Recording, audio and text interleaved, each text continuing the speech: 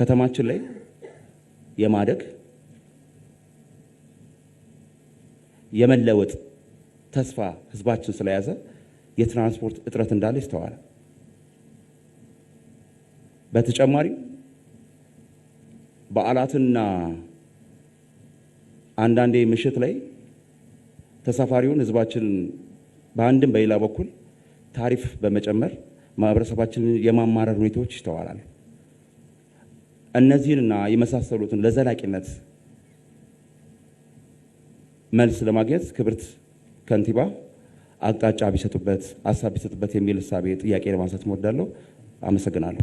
እኔ ለማንሳት የምፈልገው ውሃ ላይ ነው የተነሳውም የከተማችን የውሃ አቅርቦት ለማሻሻል የተለያዩ ከርሰ ምድር ውሃ ልማት የውሃ ጉድጓድ ቁፋሮ ፕሮጀክቶች ተቀርጸው እየተተገበሩ እንደሚገኙ እናውቃለን። በተለያዩ ጊዜያት የውሃ ፕሮጀክትን ጎብኝተናልም እንደ ምክር ቤት የመረቅናቸው ፕሮጀክቶችም ነበሩ።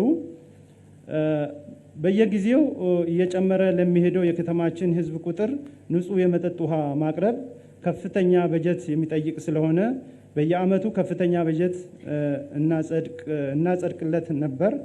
ከምናጸድቅለት ዘርፎች አንዱ ይሄ ዘርፍ ነውና ይሁን እንጂ የውሃ አቅርቦት መቆራረጥ ችግር ያልተቀረፈባቸው አካባቢዎች እንዳሉ ነዋሪዎች አንስተዋል። እነዚህን ችግሮች ለመቅረፍ ከተማ አስተዳደሩ ያዘው አቅጣጫ ካለ ቢብራራ ለማለት እፈልጋለሁ። አመሰግናለሁ። የዋጋ ጭማሪን በተመለከተ የቅዳሜና የእሁድ ገበያ በየአካባቢው ለህብረተሰቡ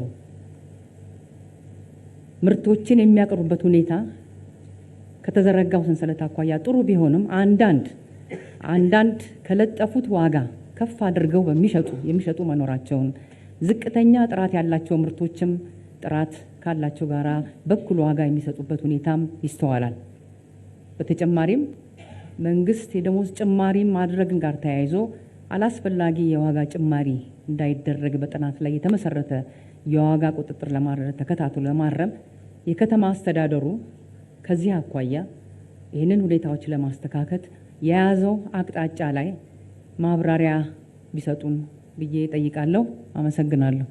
ኪነ ጥበብን ለሀገረ መንግስት ግንባታና ልማታዊ አስተሳሰቦችና አመለካከቶችን በኪነ ጥበብ እያዋዙ በማህበረሰቡ ውስጥ ለማስረጽ እንዲሁም ለዚህ አስተዋጽኦ ማበርከት የሚችል ጠንካራ የኪነ ጥበብ ኢንዱስትሪ ለመገንባት ዘርፉን ለመደገፍ የከተማ አስተዳደሩ ያሰበው ምን ነገር አለ ለማለት ነው። አመሰግናለሁ። ማህበረሰቡ በነበረው ውይይት ላይ ያነሳው ጥያቄ በተለይም በአቅራቢያው ሕክምና ለማግኘት በአቅሙ አገልግሎቱን ለማግኘት በተለይም በጤና ጣቢያ የተለያዩ የጤና ሕክምናዎችን ለማግኘት አንዳንድ ክፍለ ከተማዎች ላይ ጤና ጣቢያ ችግር በመኖሩ ከተማ አስተዳደሩ በርካታ ስራዎችን እየሰራ ከመሆኑ አኳያና ይሄ ደግሞ ለሱ እጅግ በጣም ቀላል ከመሆኑ አንፃር በአንዳንድ ክፍለ ከተሞች ያሉትን የጤና ጣቢያ ችግሮች ከመቅረፍ አኳያ በጥናት ተደግፎ የሚሰሩ ወይም የታቀደ ተግባር ካለ ክብርት ከንቲባ ማብራሪያ ቢሰጡበት። አመሰግናለሁ። እንደ ከተማችን አሁንም የኮሪደር ልማቱ ያልደረሰባቸው አካባቢዎች አሉ።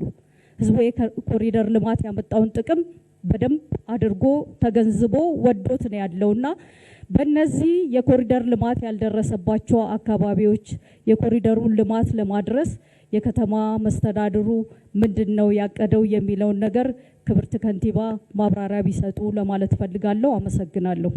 በመስከረም ወር ለተከበሩ ትልልቅ በዓላት በሰላም መጠናቀቅ የተከፈለውን ዋጋ ያህል ለሚቀጥሉት በዓላት በሰላማዊ እንቅስቃሴ እንዲያልፍ የበለጠ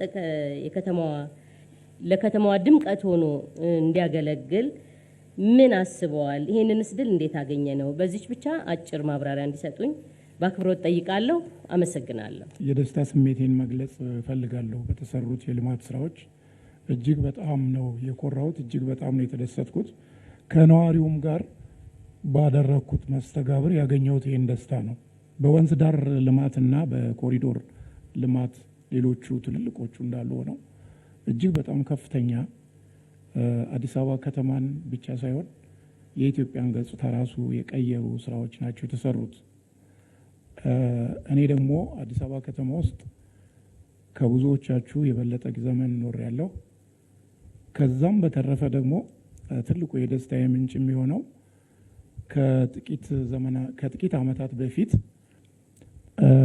እዚህ ያሉ ወዳጄ የተከበሩ ዶክተር መሐመድ ገልማ እሳቸው የሚመሩት ኖን ስቴት አክተርስ ኮአሊሽን የሚባል ድርጅት አለ። ለዛ ድርጅት አርባን ፖቨርቲ ዊዝ ስፔሲፊክ ፎከስ ኦን አዲስ የሚል የኮንሰልታንሲ ስራ ሰርተን ነበረ። ዩሮፒያን ዩኒየን ፈንድ ያደረገው በዛን ጊዜ አዲስ አበባ ከተማ ውስጥ ያለውን ድህነት ብቻ ሳይሆን አዲስ አበባ ራሷ የነዋሪዎቿን ድህነት ማቅ ለብሳ ነበር ያገኘናት። ትዝ ይለኛል በዛ ጊዜ ያልነው አዲስ አበባ አርባን ነች ለማለት ራሱ አርባን የሆነ ህዝብ አለመኖሩ ብቻ ሳይሆን ተገቢ የሆኑት ግልጋሎቶች አሉም የሉም ተብሎ የሆነ ወጣ ገባ የሆነ ለብ አይነት የሆነ ነገር ውስጥ እንደነበረች እና ስለነበረና ከባህልም አንጻር ስንመለከተው ማለት ነው ከከተሜነት ባህል አንጻር አዲስ አበባ በብዛት የሰፋፊ መንደሮች ስብስብ ነበር የምትመስለው በዛን ሰዓት ላይ። በዛን ሰዓት ከመዘጋጃ ቤቱ ጋርም ተባብረን መረጃዎች እየወሰድ ተሰርተው የነበሩትን ቤቶች ተሰርተው የነበሩትን መንገዶች ሁሉ አይተን ነበረ። ከዛሬ ጋር ሳወዳድረው እጅግ በጣም የተለየ ደረጃ ላይ ደርሰናል። 15 ዓመታት ናቸው ያለፉት። ነገር ግን አዲስ አበባ ከተማ እጅግ በጣም ተሽቀንጥራ አድጋለች። እኔ የተሰሩትን ስራዎች ለህፃናት፣ ለወጣቶች፣ ለአረጋውያን፣ ለተገልጋዩ ህዝብ አዲስ አበባ ከዚህ በፊት እንደተባለው የልማት ነጥቦቿ እርስ በርስ እንዲገናኙ ከተደረገ በጣም ማደጓን እናያለን ይሉ ነበረ ክቡር ጠቅላይ ሚኒስትሩ። ዛሬ እሱን አይተናል።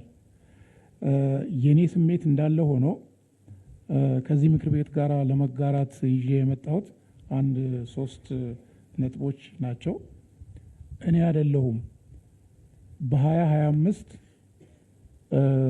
የአፍሪካን 10 ምርጥ ከተማዎች ያወዳደረ አንድ ቻናል ስለ አዲስ አበባ ያለውን 4 ነጥቦች አነብላችኋለሁ።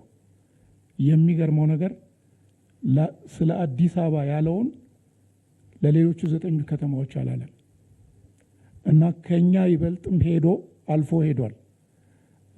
ደግነቱ ለእንትን አድሎ ተደረገ እንዳይባል እንኳን ቻናሉን ረን የሚያደርጉት አፍሪካውያን አይደሉም፣ አውሮፓውያን ናቸው። ብዙ ጊዜ በአፍሪካ ለምሳሌ በኢትዮጵያ የህዳሴ ግድብ ላይ ሁሉ ግድቡን ራሱን አናላይዝ እያደረገ የሰራ ቻናል ነው።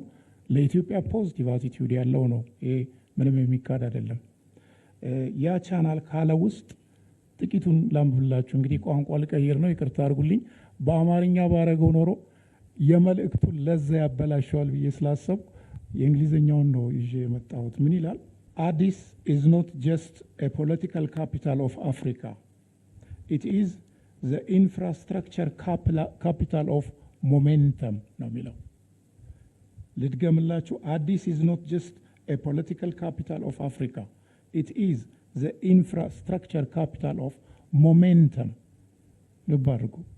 የመንደርደር ወደፊት የመሄድ የመቅደም ካፒታል ነች ነው ያላት ከተማችንን። ይቀጥላል። አዲስ has gone from a sleepy highland city to a concrete statement that Africa can design, build and innovate on its own term. Statement አረፍተ ነገር ነች አዲስ አበባ። ሌሎች ከተሞች አንብበዋት የሚማሩባት ማለት ነው። ልቀጥል አንድ ትንሽ ነጥቦች። The city is not just building infrastructure, it is building confidence. ይሄ የውጭ ናቸው ያሉት። ልብ አድርጉ። ዛሬ ህዝባችን በኑሮ ውድነት የሚያነሳውን ችግር በዚህ ኮንፊደንስ በዚህ ተስፋ ጥሶ ሊሄድ እንደሚችል መዘጋጀቷን ነው የሚመሰክረው። በመጨረሻ ምን ይላል? አዲስ አበባ ኢዝ አፍሪካስ አምቢሽስ ክላይምበር። አምቢሽስ ክላይምበር ቃላቶቹን በደንብ ብትሰሟቸው ይሄ የውጭ ዜጎች ናቸው ያሉትና አዲስ አበባችን በዚህ ደረጃ ሄዳለች። ከ70 በላይ የሚሆኑ ከተሞቻችን ይህን መስመር ተከትለዋል። ገጠሮቻችን ይህን ጀምረዋል። ኢትዮጵያ በተስፋ ነው እየሄደች ያለችው። ነዋሪዎቻችን፣ የአዲስ አበባ ከተማ ነዋሪዎችም ይሄ ደስታ ይታያቸዋል። ግን በምንም አይነት ዲስጋይዝ ማናደርገው የኑሮ ሁኔታ ግን ሁልጊዜ ጥያቄ ማስነሳቱ አልቀረም።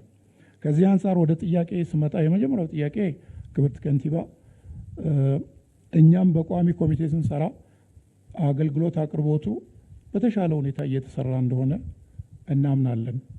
ነገር ግን ይሄ የአገልግሎት አቅርቦት በተለይ ከነዋሪዎች እርካታ አንጻር፣ የኑሮ ውድነትን ከማቃለል አንጻር፣ ሸክምን ከመቀነስ አንጻር የት ርቀት ድረስ ሄደናል የሚለውን ከእርሶ የተሻለ ሊያስረዳ የሚችል ሰው ስለሌለ የመጀመሪያው ጥያቄ እሱ ይሆናል።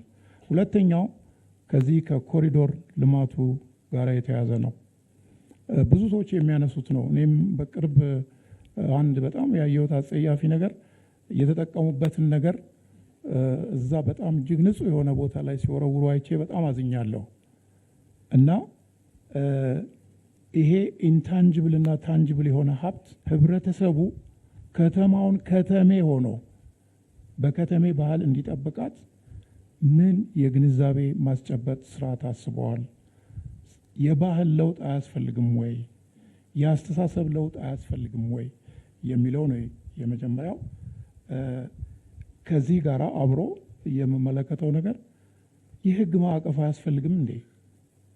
ይህንን ሀብት የሚጠብቅ የህግ ማዕቀፍ አያስፈልግም? ብዙዎች የሚያነሱት ነው። ስለሆነ ከተማዋ አምራለች፣ ደምቃለች፣ ግን እንዴት ነው የምንጠብቃት? ወይስ ስትቆሽሽ እንደገና ወጪ አውጥተን ልንሰራ ነው የሚል ስለሆነ እነዚህን እንዲመልሱልኝ በአክብሮት ጠይቃለሁኝ። ስላዳመጡ በጣም አመሰግናለሁ። በርካታ ህዝብ የመራጭ ተመራጭ መድረክ ላይ ተገኝቶ የተሰሩ ስራዎችን፣ ሀገራዊ ፕሮጀክቶችን፣ በአዲስ አበባ ከተማ እየተሰሩ ያሉ የልማት ስራዎችን፣ ሰው ተኮር ስራዎችን ቴንኪው እናመሰግናለን ብለዋል። በርካታ ምስጋናዎችን አቅርበዋል። ያለው ሰዓት ስለማይበቃ በተመሳሳይ ደግሞ የተሰሩ ስራዎች እንዳመሰገኑ ሁሉ ያልተሰሩ ስራዎችን ሊስተካከሉ ይገባል የሚሉትንም በርካታ ጥያቄዎች ተነስተዋል። ጥያቄዎቻችን ለክፍለ ከተማና ለወረዳ ጭምር ተሰጥቶ ክብርት ከንቲባ ትኩረት ቢያደርጉበት የተባሉትን ነው እዚያ መጣን። የኔ ጥያቄ የስራ እድልን የተመለከተ ነው የሚሆነው። ከተነሱ ጥያቄዎች የስራ እድል በርካታ ወጣቶች፣ ሴቶች በርካታ የስራ እድል እንደተፈጠረላቸው አዲስ አበባ ከተማ ውስጥ ይታወቃል። በተለይም ሴቶች ላይ የተሰራው ስራ ቴንኪው የሚያስብል ስራ ነው። ነገር ግን አሁንም የክህሎት ስልጠና ወስደውና ተደራጅተው ተቀምጠው ወደ ስራ እንዲገቡ ያልተደረጉ ወጣቶች አሉና እነዚህን ወጣቶች ስራ እንዲጀምሩ ለማድረግ ምን ታስቧል የሚል አንደኛው ጥያቄ ነው።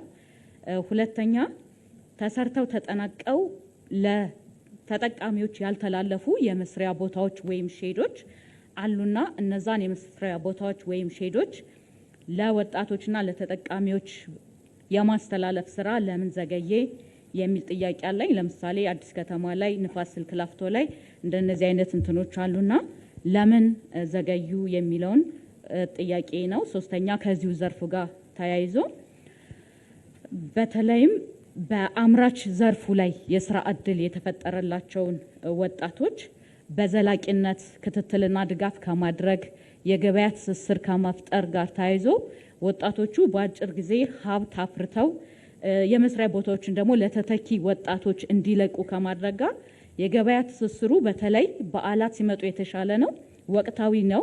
ግን በዘላቂነት ስርዓት ዘይር ወጣቶችን ከመደገፍና ዘላቂ የሆነ የገበያ ትስስር ከመፍጠር ጋር ውስንነቶች አሉ። ይሄ እንዴት ይታያል የሚል ነው። ሌላ ከዚሁ ዘርፍ ጋር ተያይዞ ያለው እንትን የኮሪደር ልማቱ በርካታ የስራ እድልና የመስሪያ ቦታዎችን በመፍጠር ጋር ተያይዞ ማህበረሰቡ የሚያመሰገነው ከኔ በፊት ያሉ ተናጋሪዎችም ያሉት ነው። በርካታ ሼዶች የመስሪያ ቦታዎችን ለስራ አጥ ወጣቶች በርካታ እድሎችን ፈጥሯል።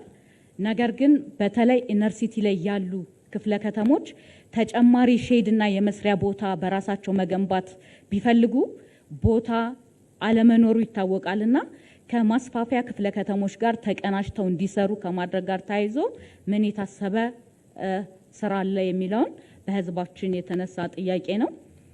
ሌላ ከዚሁ ጋር ተያይዞ ከተማ አስተዳደሩ በርካታ የ12ኛ ክፍል ተማሪዎች እንደሚያስፈትን ይታወቃል።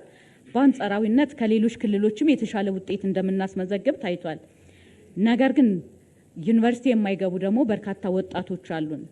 እነዚህ ወጣቶች በቴክኒክና ሙያ የረጅም ጊዜ ስልጠናዎችን እንዲወስዱና በርካታ ክህሎቶችን አዳብረው በራሳቸው ስራ እንዲፈጥሩ ማድረግ ላይ ቴክኒክና ሙያዎቻችን ከአቅም በታች እየሰሩ ነው። በርካታ ሀብት አላቸው። ከዩኒቨርሲቲ በላይ ግብአቶች አሏቸው። እነዚህ አዲስ አበባ ውስጥ ያሉ በርካታ የቴክኒክና ሙያ ተቋማት ልጆቹን አስገብተው የከተማ አስተዳደሩን ተጠቃሚ ከማድረግ ጋር ተያይዞ ከግንዛቤም ጭምር ሊሰራ ይገባዋልና ቴክኒክና ሙያዎቻችን በአቅማቸው ልክ እንዲሰሩ ምን የታሰበ ነገር አለ የሚል ጥያቄ ነው። በስተመጨረሻ የፌዴራል መንግስት በታወጀው መሰረት የደሞዝ ጭማሪ ለመንግስት ሰራተኞች ታውጇል። ስለዚህ ከተማ አስተዳደሩ የመንግስት ሰራተኛ ደሞዝን ተከፋይ ለማድረግ ምን ዝግጅት እያደረገ ይገኛል የሚለውን ለማንሳት ነው። አመሰግናለሁ። በዚህ የክረምት ወቅት ከህዝብ ጋራ የመራጭ ተመራጭ መድረክን በማዘጋጀት ከህዝብ ጋራ ውይይት በማድረግ ተሰርቷል ማለት ብቻ ሳይሆን በተሰራው ህዝቡ ምን ያህል እየተጠቀመ ነው፣ በተጨማሪ ደግሞ በየተመረጥንበት የምርጫ ክልል የጎደሉ የህዝብ ጥያቄዎች የተዘነጉ የሚነሱ ቅሬታዎችም ካሉ አዳምጠን ምላሽ መስጠት እንድንችል የተደረገው መራጭ ተመራጭ መድረክ እንዲሁም የተነሱ ጥያቄዎች በጣም ተገቢ ናቸው። እንደዚህ አይነት መድረኮችም በየጊዜው ስለሚካሄዱ ለህዝብ የገባነውን ቃል በትክክል መተግበር ላይ ህዝብን አክብረን ከህዝብ አዳምጠን ለህዝብ ምላሽ ሰጥተን መስራትን እያጠናከሩ በመሆናቸው ተገቢውን ክብር እንሰጣለን። እንዳስፈጻሚ እነኚህን የሚነሱ ጥያቄዎችንም ለመመለስ ያለብንን ግዴታ እንዲሁም ደግሞ ኃላፊነት የሚሰማን መሆኑን በቅድሚያ ማንሳት እወዳለሁኝ። እንግዲህ በጥቅሉ የምክር ቤት አባላት ያነሳችሁት አጠቃላይ ጥያቄዎቹን ይዘታቸውን ስናይ የከተማችን ህዝብ ዋናው አጀንዳው እና ከምንም በላይ ቅድሚያ የሚሰጠው ትኩረቱም ልማት ላይ መሆኑን ያሳያል። የጠየቀው የልማት ጥያቄ ነው። የበለጠ መልማት፣ ሰፊ የስራ እድል መፍጠር ከታየው ውጤት በላይ ተጨማሪ ውጤቶችን እንድናስመዘግብ የህዝቡን የዕለት ዕለት ኑሮ ሊያሻሽሉ የሚችሉ የህዝብ ህይወት ላይ ተጨባጭ የሆኑ ለውጦች ሊያመጡ የሚችሉ ስራዎች እንዲሰሩለት የተሰሩ የተጀመሩ ስራዎችም ደግሞ እንዲሰፉ ከዚህ በላይ ዘላቂነታቸውን እንዲያረጋግጡ እዚህ ላይ ትኩረት ያደረጉ ጥያቄዎች ናቸው ጠየቁትና እንደዚህ አይነት ጥያቄዎች ያው እነኚህንም ብንመልስ አይቆሙ ይቀጥላሉ። ምክንያቱም እንደ ሀገርም ግባችን ብልጽግና ነው። የሰው ፍላጎትም በየጊዜው እየጨመረ ጥያቄዎቹና አይነታቸው ስፋታቸው በዛው ልክ እየጨመረ እያደገ የሚሄድ እንጂ የሚቆም አይደለም። መንግስትም እነኚህ እያደጉ የሚሄዱ የህዝብ የመልማት ፍላጎቶችን እያዳመጠ ሁሉንም ነገር ባንዴ መመለስ እንኳን ባይቻል እያቀደ መመለስ ኃላፊነት አለበት። ለዛም ደግሞ ተነሳሽነት ያለው መንግስት ነው። የከተማ አስተዳደራችን ይሄንን መድረክ ከዚህ በፊት በምክር ቤት ባልተለመደ ክረምት ላይ ከህዝብ ጋራ እንዲሁም ደግሞ በመሃል 6 ወር ከመድረሱ በፊት የምክር ቤት ስብሰባ በማድረግ በርካታ የአመቱ እቅዶች ተተግብረው ከመሄዳቸው በፊት አሁንም በጀት አመቱ ያልተካተቱ ትኩረት ያልተሰጣቸው ጥያቄዎችና የልማት ስራዎች ካሉ ህዝብ የሚጠይቃቸው ጥያቄዎች ካሉ እቅዳችን ውስጥ አካተን ለመስራት ሰፊ እድል የሚሰጡ ናቸው። አሁን የምንገኘው የጥቅምት ወር መጀመሪያ ላይ ነው።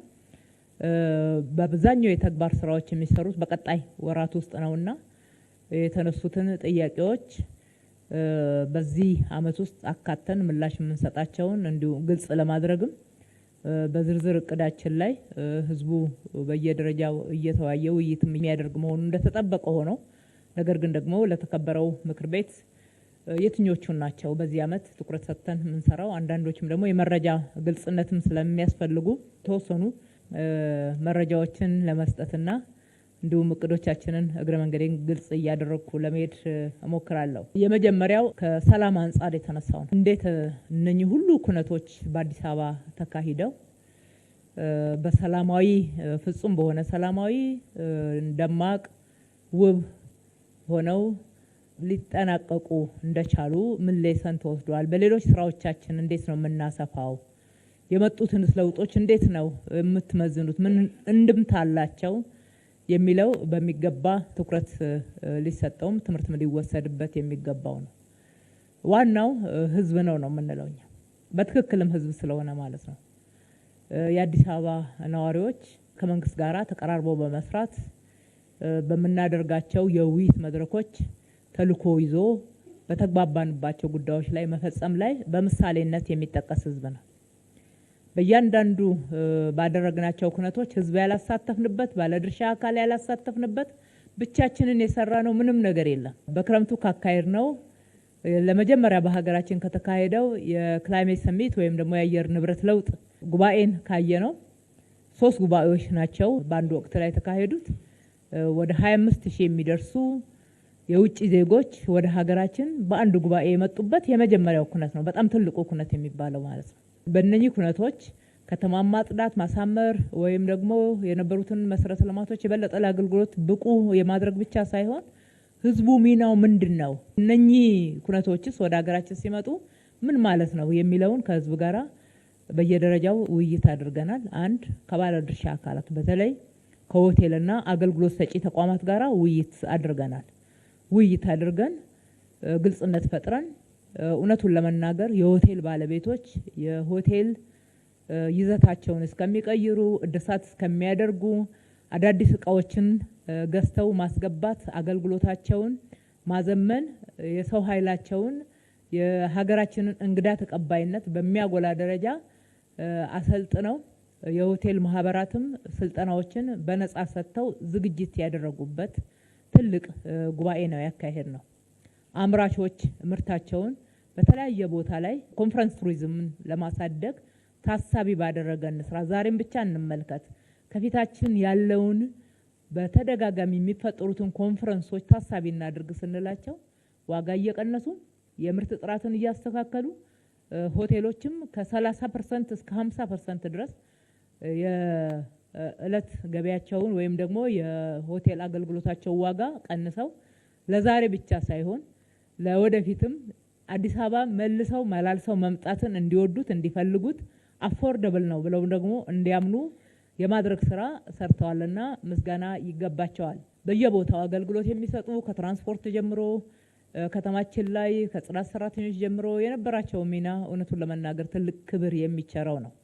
ህዝባችን በአጠቃላይ እነኚህ ሁሉ እንግዶች በየአዳራሹ የሚውሉ አልነበሩም። ብዙ ከተማ ውስጥ ይዘዋወሩ ነበር። የምክር ቤት አባላት በሰፊው አጋጥሟቸዋል ብዬ አስባለሁኝ። በተለይ በ6 ኪሎ በሽሮ ሜዳ እንዲሁም ደግሞ እነኚህ በኮሪደር ልማት የለሙት የመዝናኛ አካባቢዎች ከምሽቱ 4 ሰዓት ድረስ መመልከት በዛን ሳምንት በጣም ግልጽ እና የተለመደ ነበርና በዛ ሁሉ ውስጥ ሁሉም በየቦታው እንግዳን አክብሮ የሚቀበልበትና የሚያስተናግድበት ሁኔታ ነው ያለው የታየው። በዚህ በጣም እንኮራለን። በህዝባችን ደግሞ ክብርም ይገባል። ቀጥሎም በህዳሴ ግድብ መስከረም 1 የተካሄደው የወንጌላውያን እነኚህን ፕሮግራሞች ስንመለከታቸው በእምነት መገደብ ሳይሆን አንዱ ለሌላው የነበረው መልካም ስሜት እንኳን አደረሳችሁ የማለት አብሮ የመስራት የመደገፍና የመደጋገፍ የደመራ ቦታዎችን ምቹ የማድረግ የመስቀል ዕለት ብቻ ሳይሆን መስከረም 1 የእንቁጣጣሽ ዕለት ሲከበር የነበረውንም የወንጌላውያን ፕሮግራም በጋራ ፕሮግራሞችን የመደገፍ ብዙ አዳዲስ እሴቶቻችንን በሚገባ የሚያዳብሩ የሚያልቁ ወንድማማችነት፣ እህትማማችነትን፣ አብሮነትን የሚያጎለብቱ ትልቅ ስራዎችን አይተንበታል። ይሄ እንዴት መጣ የሚለውን በሚገባኛም እየያዝን ለህዝባችን እውቅና እየሰጠን እንዲጎለብት እንዲበረታ እየሰራን ያለ ነው። እሬቻም ላይ ይሄው ነው የታየው። በእነኚህ ቅድም በጠቀስኳቸው በመቶ ሺዎች በሁለቱም ቀን በተደረገው እንዲሁም በህዳሴ ግድብ ላይ የተሳተፈው በመስቀል አደባባይ በመቶ ሺዎች የሚቆጠሩ ናቸው በእያንዳንዱ። እሱ ብቻ አይደለም፣ በእሬቻ ደግሞ በሚሊዮኖች እንዳያችሁት ነውና ቅድም ሲነሳ እንደነበረው አንድ መሰረተ ልማት አልተበላሸም። የህዝቡ ዲሲፕሊን የሚገርም ነው።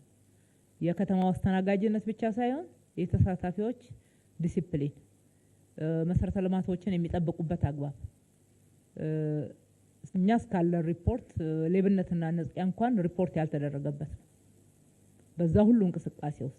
ለዚህ ትልቅ ትርጉም መስጠት ከሁላችንም ይጠበቃል ብዬ አስባለሁ። በወቅቱ ደግሞ በተለያየ መንገድ የተለያዩ ጸረ ሰላም ኃይሎች ከተማችን ላይ በመግባት እነኚህን በዓላት ሽፋን በማድረግ ጥፋቶችን ለማድረግና ህዝብን ለማወክ እቅዶች ነበሩ። የጸጥታ አካልም ቀድሞ በሰራቸው ስራዎች እጅግ ውጤታማ የሆነ ስራ ተሰርቷል። ከሁሉ በላይ ህዝብ አይናችን ጆሮአችንም በአጠቃላይ ለሚደረጉት እኩይ እንቅስቃሴዎች ስፍራ ያልነበረው ስለነበረ በምንም አይነት ለየት ያለ አሉታዊ ሪፖርት የለንም። ሪፖርቶቹ በጥቅሉ የህዝባችንን እርስ በርስ መከባበር፣ መዋደድ፣ የወደፊት ብልጽግናችንን በሚገባ ይዞ መሸከም መሄድ የሚችል አቅምን ያየንበት ነውና ዶክመንት ተደርገው ለሌሎች ስራዎቻችንም በሚገባ የሚሰነዱ ይሆናሉ። ይሄ እየተሰራ ነው ያለው። ሁለተኛው ጥያቄ በክረምቱ ወቅት የተሰሩ ስራዎች የኑሮ ውድነትን ጫና ከማቃለል አንጻር፣ የገበያ ግሽበትን ከመቆጣጠር አንጻር የተሰሩ ስራዎች እንደዚሁም ፕሮጀክቶችን በተመለከተ በጥቅሉ የተነሱትን ስራዎች ለማንሳት ያክል እንግዲህ ክረምትን ከዚህ በፊት የዝግጅት ወቅት እየተባለ ስልጠና፣ ስብሰባ እንዲህ የተለመደ ነበር። ከዛ ውስጥ ወጥተናል። ከዛ ውስጥ ወጥተን በአዲስ እሳቤ ክረምት ከፍተኛ ርብርብ የሚደረግበት በርካታ ስራ የሚሰራበት የህዝብ የኑሮ ጫናን ለማቃለል የክረምቱም የበዓላት ተጽዕኖም ህዝቡን እንዳይጎዳ ተጽዕኖውን ለመቀነስ ርብርብ የምናደርግበት ወቅት ነው። ይሄንን ስናደርግ በ90 ቀን ነው እቅድ ያቀድነው። በ90 ቀናት ውስጥ የምንሰራቸው ስራዎች በከተማ ማዕከል የሚሰሩ ስራዎች፣ በሴክተሮች የሚሰሩ ስራዎች፣ በክፍለ ከተማ በወረዳዎች የሚሰሩ ስራዎች ግልጽ በሆነ እቅድ ተይዘው መንግስት ብቻ ደግሞ ስለማይሰራ በመንግስት በጀት ብቻም ስለማይሰሩ የባለድርሻ አካላት ድርሻ ምን መሆን እንዳለበት የትኞቹ ባለድርሻዎች የትኛው ስራ ላይ ሊረዱን እንደሚችሉ በዛው ልክ ደግሞ ማህበረሰቡም መስራት ያለበት ስራ ለይተን ነው የገባ ነው።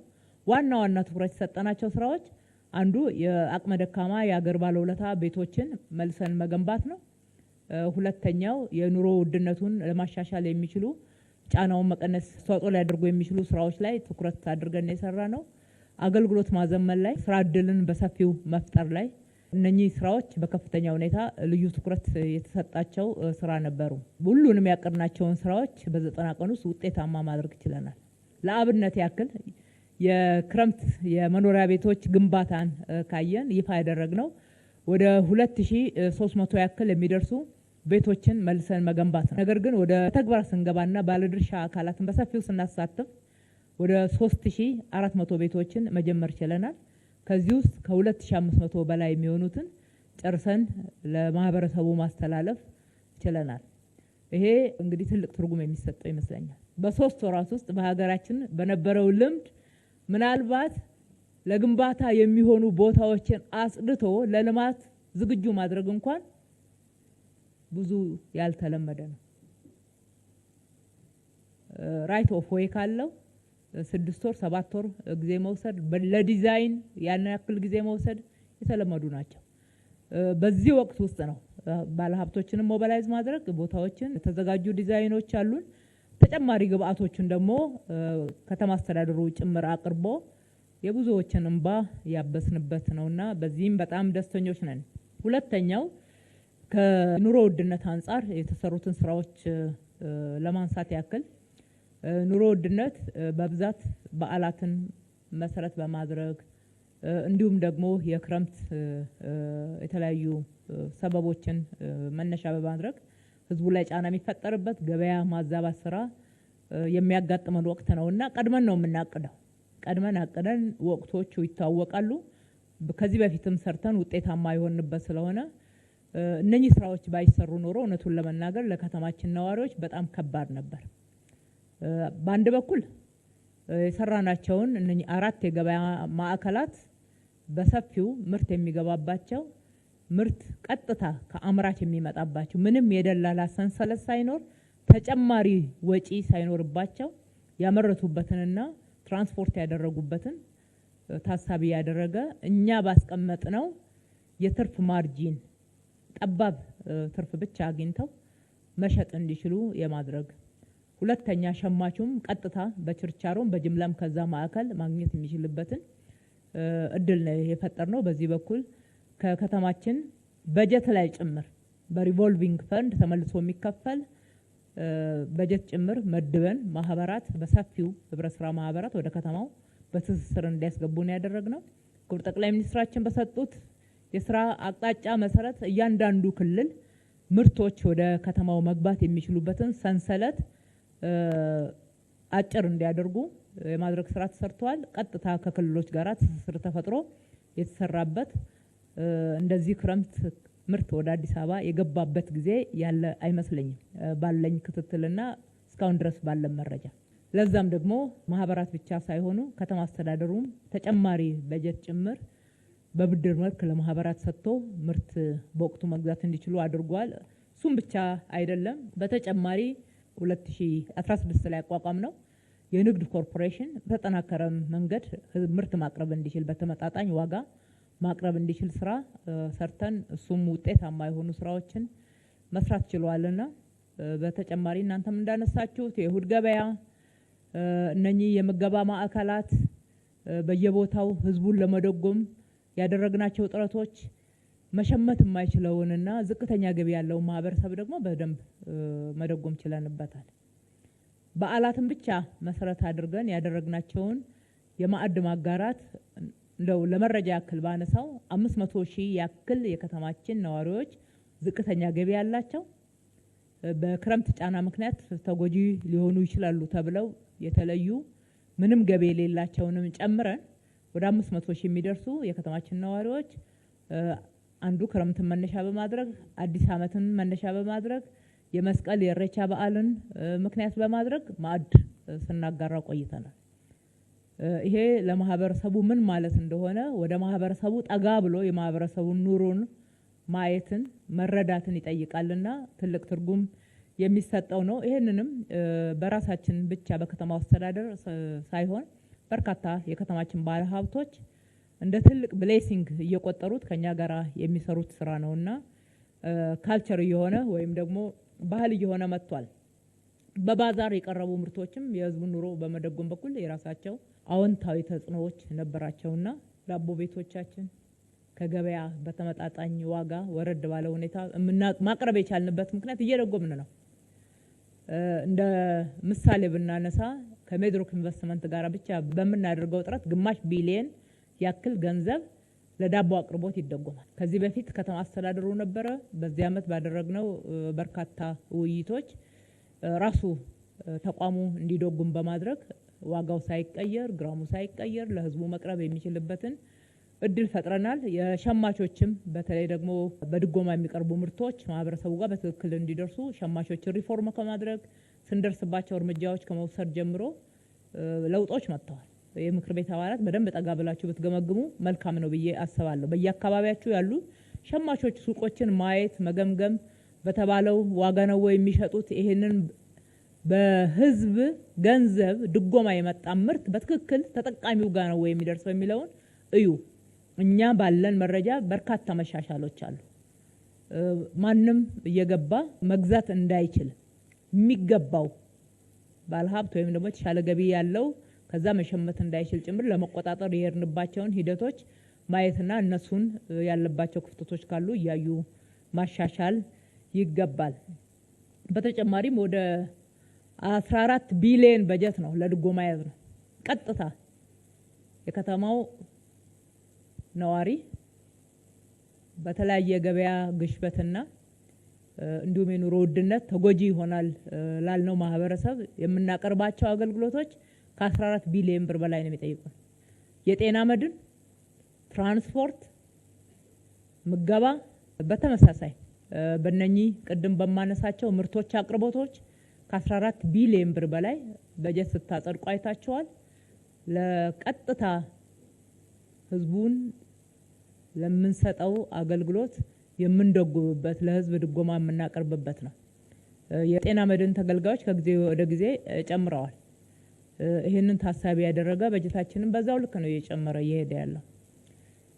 እንግዲህ ሁልጊዜ በድጎማ እንደዚህ ላይቀጥል ይችላል። የህዝቡን ኑሮ ማሻሻል ላይ የሰራናቸው ስራዎች ደግሞ እነኚህን የድጎማ በጀቶች እየቀነሱ የሚሄዱ እንዲሆኑና በጣም ለማህበራዊ ችግር የተጋለጡት ብቻ ተጠቃሚ የሚሆኑበት አሰራር ደግሞ በአንድ በኩል እየተጠና እየተሰራ እየተገበረ የሚሆን ነው የሚሆነው። ሶስተኛ ከአገልግሎት ጋር ያነሳችሁት ነው። አገልግሎትን በተመለከተ ሁሌ የሚነሳ ጥያቄ ነው። ከህዝባችንም ከምክር ቤት አባላትም ይነሳል። መነሳቱም ተገቢ ነው። አገልግሎት ያልተሻገርናቸው እጸጾች ብዙ ናቸውና ልንሻገራቸው ደግሞ ግድ ይለናል። ስለዚህ ህዝቡ ቢያነሳ ደጋግሞም ቢያነሳ ተገቢ ነው የሚል መነሻ ነው ያለን። አገልግሎትን ለማሻሻል በችግሩ ልክ ነው አቅደን እየሰራን ያለነው። ግን እንደ ግንዛቤ ሁልጊዜ እንዲያዝ የምንፈልገው አገልግሎት ላይ ያለን ችግር ድንገት የተፈጠረም አይደለም።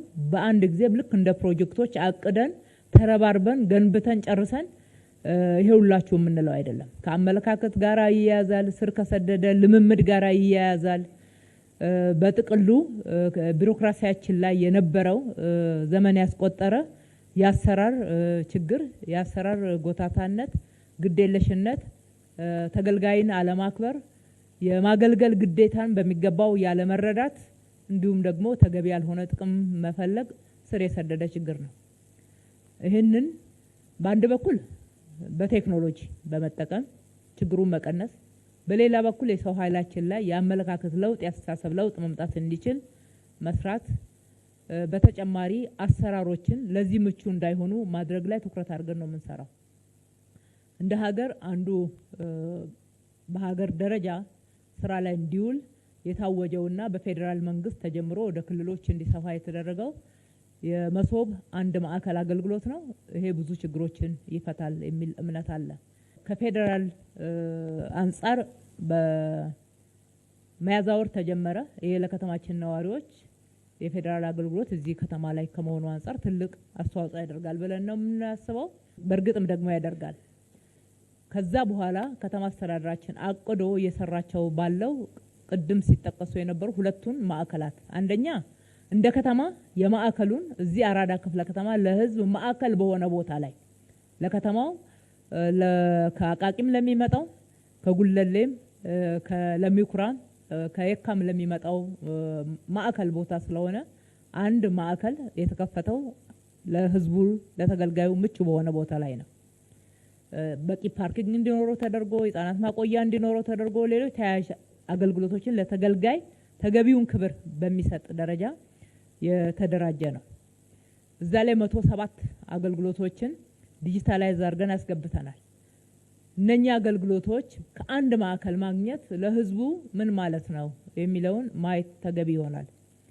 ቦሌ ላይ በ4 ወር ነው ባለ 7 ፍሎር ህንጻ ገንብተን ሙሉ ለሙሉ ዲጂታላይዝ በማድረግ ለዛ ምቹ በሆነ መንገድ 96 አገልግሎቶች የከተማውን አገልግሎት ብቻ ነው የቆጠርኩ ያለሁት። በአጠቃላይ እነኚህ ከ213 በላይ የሆኑ አገልግሎቶችን ዲጂታላይዝ አድርገን ስናስገባ እነኚህ አገልግሎቶች የተመረጡት በብዛት ህዝብ የሚመጣባቸው የሚገለገልባቸው ብዙ ሮሮም የሚያሰማባቸው የቅድሚያ ተሰጥቷቸዋል እንጂ ሁሉም የከተማ አገልግሎት ዲጂታላይዝ ተደርጓል ማለት ደግሞ አይደለም። ከ1000 በላይ አገልግሎቶች አሉን። ከ2013 በላይ ዲጂታላይዝ አድርገን አስገብተናል። በየመስሪያ ቤቱ ዲጂታላይዝ የተደረጉ አገልግሎቶች አሉ። ወደ አንድ ማዕከል ደግሞ ያልገቡ ገና በሂደት ላይ ያሉ አሉ። ይህን ታሳቢ ስናደርግ ለህዝቡ ያለው ትርጉም አንደኛ ጊዜን ሳያባክን፣ ከአንድ መስሪያ ቤት ወደ ሌላ በእነኛ አገልግሎቶች ማለት ነው በእነኚህ ዲጂታላይዝ ተደርገው በገቡ አገልግሎቶች ከአንድ መስሪያ ቤት ወደ ሌላ መስሪያ ቤት መሄድ ሳያስፈልገው ከአንድ አገልግሎት ወደ ሌላ አገልግሎት መዘዋወር ሳያስፈልገው አገልግሎቶቹ ራሳቸው በዲጂታል አገልግሎት አሰጣጥ ስርዓት የተያዙ ናቸው። አንድ ቦታ ላይ ብቻ ኮንታክት በማድረግ ሙሉ አገልግሎት የሚፈልገውን አገልግሎት አይነት ማግኘት የሚችልበት ስርዓት ተገንብቷል። ይሄ እንግዲህ ጥሩ መሰረት ነው፣ ጅማሮ ነው፣ መጠናከር አለበት።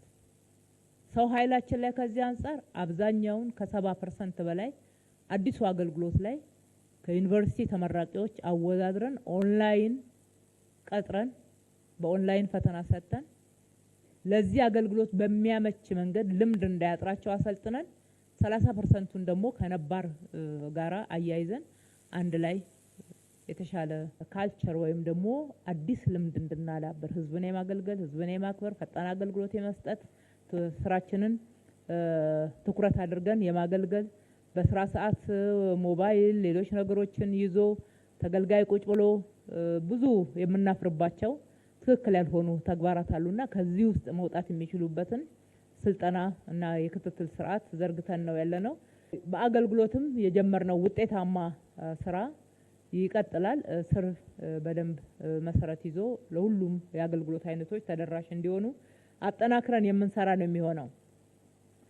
ከትራንስፖርት አንጻር የተነሱትን የተወሰኑ መረጃዎችን ለመስጠት ያክል እንግዲህ ትራንስፖርት አንዱ መሰረታዊ ለውጥ እያመጣንበት ያለ ዘርፍ ነው። እንደምታውቁት 1600 ያክል አውቶቡሶች አሁን አገልግሎት ይሰጣሉ። ከዚህ ውስጥ 2/3 ያክሉ በዚህ በለውጥ ዘመን ወደ አገልግሎት ያስገባናቸው ናቸው። በ2017 ብቻ 100 ያክል አውቶቡሶችን የኤሌክትሪክ አውቶቡሶችን ገዝተን ወደ አገልግሎት አስገብተናል። ማናጅመንቱን ጭምር በቴክኖሎጂ እንዲሆን አድርገን የትራንስፖርት ኦፕሬተርም ጭምር በፐብሊክ ፕራይቬት ፓርትነርሺፕ በጋራ የመስራት አዲስ ስርዓት ዘርግተን የገባንበት ስምሪትንም ጭምር ለማሻሻል ቴክኖሎጂ ትግበራ ውስጥ ገብተናል። ብዙ አሁን የሚንቀሳቀሱ አውቶቡሶች በተለይ አዳዲሶቹን ከአንድ ማዕከል መቆጣጠር ስምሪታቸውን ማወቅ የሚቻልበት የነዳጅ አጠቃቀማቸውን ማወቅ የሚቻልበት ከስምሪታቸው አንጻር በዛ ተግባር በዛ መስመር ላይ መዋላቸውን መቆጣጠር የምንችልበትን ስርዓት በቴክኖሎጂ እየተገበርን ነው። ይሄ አንድ ለውጥ ነው። ከ150 ተሽከርካሪ ማቆሚያ በላይ ገንብተናል። በኮሪደር ልማት በዚህ አንድ አመት ተኩል ውስጥ ከ150 በላይ የተሽከርካሪ ማቆሚያና ተርሚናሎች በከተማችን ላይ በአሁኑ ሰዓት 35,000 ተሽከርካሪዎችን በአንድ ጊዜ ማቆም የሚል ካፓሲቲ ያላቸው ፓርኪንጎች መስራት ችለናል። አልነበረም እኮ አዲስ አበባ።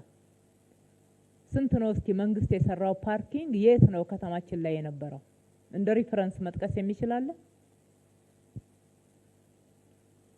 በመንግስት በጀት ተሰርቶ ተርሚናል እዚህ ከተማ ውስጥ ህዝብን አክብሮ የአውቶቡስ መጠበቂያ ተብሎ በየመንገድ ዳር ከተቀመጡት ውጪና መገናኛ ላይ ከነበረችው ውጪ የት ነው አውቶቡስ ተርሚናል የታክሲ ተርሚናል የነበረው? አልነበረም እኮ። እውነቱን ለመናገር ካልነበረበት ነው ይሄ ሁሉ የተገነባው። እነኚህ ተርሚናሎችና የታክሲ መጠበቂያዎች ህዝብ በፀሐይ፣ በዝናብ፣ በንጥቂያ መጸዳጃ ቤት በማጣት የሚንገላታባቸው በጣም ትኩረት እንኳን ተሰጥቶ የማይጸዱ አካባቢዎች ነበሩ። ነገር ግን በአሁኑ ሰዓት እዚህ ከምንገኝበት የአድዋ ድል መታሰቢያ ጀምራችሁ እስኪ ተርሚናሉ ወረድ ብላችሁ ይዩት። በጣም ልብ ማለት ይገባል። ለውጦቹንም ደግሞ መለካት ይገባል። ለህዝብም ደግሞ የምክር ቤት አባላት ልክ እኛ በምንገልጸው ልክ ትገልጻላችሁ። ነገር ግን በዚህ ደረጃ ከየት ነው የተነሳ ነው ብሎ ንጽጽሩንም ማየትም ተገቢ ነው የሚሆነው። ንጹህ የሆነ ቦታ ተቀምጠው የንጽህና መጠበቂያ ቦታ አግኝተው በየመንገዱም ላይ ያሉትና አሁን የተገነቡት ላይ መጸዳጃ ቤት አሉ። ጥላ ነው የሚቀመጡበት ቦታ። ተጨማሪ የሚበላ የሚጠጣ መግዛት የሚፈልጉት ነገር ካለ ፍላጎት ካለ አነስተኛ ሱቆች በአጠገባቸው እንዲዘጋጁ ተደርጎ የሰውን ክብር በሚመጥን ልክ አገልግሎት የምንሰጥባቸው ቦታዎች ሆነዋል። ይሄ እንደተጠበቀ ሆኖ የሁሉ ስራ እየተሰራ ታዲያ አሁንም እነኚህ ረጃጅም ሰልፎች ምንድን ናቸው? ጥያቄው እሱ ይመስለኛል። የት አካባቢ ብትሉ በዝርዝር ማንሳት እችላለሁ ከምክር ቤቱ ሰዓት አንጻር ካልሆነ በስተቀር እነኚህ ረጃጅም ሰልፎች የሚታዩት ምንድን ናቸው? አንደኛ በግልጽ እንነጋገር፣ ከፍተኛ ፍልሰት አለ አዲስ አበባ ላይ። አገልግሎታችን በትክክል ለከተማው ህዝብ ተደራሽ መሆን ላይ ከፍተኛ ጫና እየፈጠረብን፣ የውሃ ብትወስዱ፣ የመብራት፣ የትራንስፖርት፣ ሌሎችም የጤና መድንም አንዱ እየጨመረ ያለበት፣ ትምህርት ቤቶች ፈረቃ መውጣት ያልቻሉ ትምህርት ቤቶች 2-3 ትምህርት ቤቶችን አጠገባቸው ገንብተ ዘንድሮ ከፈረቃ ወጣ ሲባል ስንመዘግብ እንደገና ተመልሶ ፈረቃ ውስጥ የሚገባበት እነ ኮልፌ ክፍለ ከተማ ማንሳት ይቻላል። የሰራ ነው የትምህርት ቤት ብዛትና ተመልሶ ወደ ፈረቃ የሚገባበት አግባብ፣ እንዲሁም አሁን ያነሳቸዋቸውን አገልግሎቶች እንደ መንግስት እንደ ሀገር መነጋገርና ሁሉም ቦታ ሰፊ የስራ እድል የሚፈጠርባቸው ሰፋፊ ከተሞች ሰው እንግዲህ ከተሜነትን ማስቆም አንችልም። ወደ ከተማ መግባት የከተሜነት መስፋፋት ወደፊትም ተጠናክሮ የሚቀጥል ነው። መንግስትም በአግባቡ የሚመራው ነው የሚሆነው። ነገር ግን ደግሞ በዋና ከተማ ላይ ብቻ ሳይሆን በየደረጃው ሰፋፊ የስራ እድል እየተፈጠረ ህዝቡን የሚስቡ እዛው በየአካባቢው ጭምር ማቆየት መያዝ የስራ እድልም በሰፊው መፈጠር መቻል ይኖርበታል። እነኚህና መሰል ምክንያቶች ይኖራሉ ብለን ስለምንገምት ነው። ፍልሰት አለ።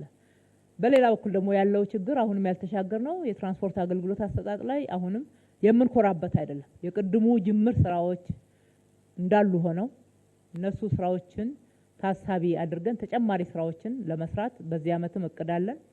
የአንድ ማዕከል የትራፊክ ማናጅመንት የትራንስፖርት ስምሪት ማዕከላችን በዚህ አመት ሙሉ ቴክኖሎጂውን በማስገባት ከዓለም ባንክ ጋር ያለው ውል ተቋርጧል። በራሱ ምክንያት በራሳችን በጀት በከተማው በጀት ተሟላ አድርገን ወደ ስራ እናስገባዋለን ማለት ነው። ያልጎበኛችሁ ምናልባት መገናኛ ላይ G-4 ህንፃ ለዚሁ ለትራፊክ ማናጅመንትና ተያያዥ ስርዓቶች የአንድ ማዕከል የአገልግሎት ስርዓትን ለመተግበር ጨርሰናል። እቃዎቹን ማስገባት ቴክኖሎጂዎችን የተሟላ ማድረግ ነው የሚቀረን።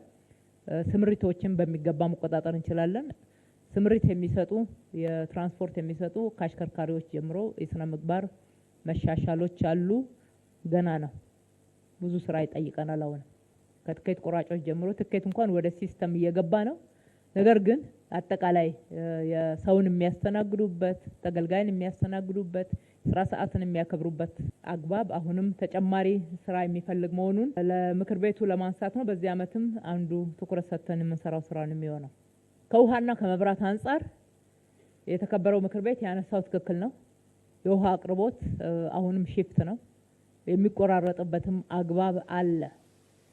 አንዱ በዚህ ክረምት ላይ ቅድም የምታነሷቸው ሰፊ በዓላት ነበሩ። በዓላትና ዓለም አቀፍ ኩነቶች ነበሩ። ሰፊ እንግዶችን የተቀበልንባቸው አካባቢ ወደ ሺፍት በዛ ሳምንት እንዳይገቡና ያለማቋረጥ ማግኘት እንዲችሉ የሁላችንም ኃላፊነት ነው። በዛ ደረጃ ሌሎች ላይ ተጽዕኖ ያሳድርበት አግባብ ይኖራል በመጠኑ። ከዛ ውጪ ያው ሺፍት ነው የውሃ አገልግሎታችን። አሁን ትራንስፖርት ላይ ያነሳውን ምክንያት አንዱ ምክንያት ነው። አለበዛ እኮ ውሃ ላይ እኮ እየተሰራ ነው ያለው። በ2017 ብቻ የውሃ አቅርቦታችን በቀን 62000 ሜትር ኩብ ጨምሯል። አዲስ ውሃ ወደ አገልግሎት ያስገብተናል። አሁን አዲስ አበባ ላይ ከሚቀርበው የውሃ አቅርቦት አንጻር ስናየው ከለውጡ በፊት የነበረውና ከለውጡ ወዲህ የተሰራው ተጨማሪ የውሃ አቅርቦት ስናይ ኦልሞስት 50% ሆኗል። ከአዲስ አበባ ምስረታ ጊዜ ወስደን ስናይ ይህንን በጥናትም መረጃዎችም ስላሉ በሚገባ ሪፈር ማድረግ የሚቻል ነው። ስራዎች በጣም እየተሰሩ ናቸው። ነገር ግን አቅርቦታችንን ተደራሽ ከማድረግ አንጻር ጫናዎች አሉ።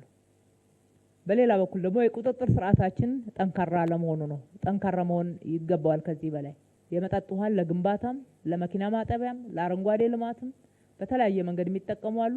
ከተማ አስተዳደሩ በርካታ ፍሳሽ ማጣሪያ ማዕከላትን ገንብተዋል። ከዛ ነው መጠቀም መቻል ያለባቸው። አሊያም አንዳንድ ፋብሪካዎችና ትልልቅ ተቋማት የመጠጥ ውሃን ሳይሆን የጉድጓድ ውሃ መቆፈር አለባቸው። የውሃና ፍሳሽ ባለስልጣን ፍቃድ ይሰጣል። በዛ አግባብ መጠቀም አለባቸው። ይህንን መተግበር ላይ ያሉ ክፍተቶች አሉ። የውሃ አጠቃቀም ብክነት ተጨማሪው ጫና ነው ማለት ነው። እንግዲህ በዚህ ዓመትም ተጨማሪ የውሃ ፕሮጀክቶች እየሰራን ያለ ነው። ልክ እንደ 2017 ከ60 ሺህ ሜትር ኩብ በላይ በዚህ ዓመትም አዳዲስ የውሃ አቅርቦትን በቀን እንጨምራለን። ከዛ ባለፈ በመካከለኛ ጊዜ ለህዝቡ ተስፋ የሚሰጡ ስራዎች እየተሰሩ ነው ያሉት። ከጭቋላና ከገርቢ ባለፈው ምክር ቤቱ ባጸደቀልን በጀት መሰረት ወደ 173 ሺህ ሜትር ኩብ በቀን መጨመር የሚችል በሚቀጥለው በጀት ዓመት ብቻ የሚያልቅ አይደለም፣ መካከለኛ ጊዜ ውስጥ በተሟላ ሁኔታ መቅረብ የሚችል ነው። የገርቢ ግድብ ስለሆነ ትንሽ ጊዜ ይወስዳል።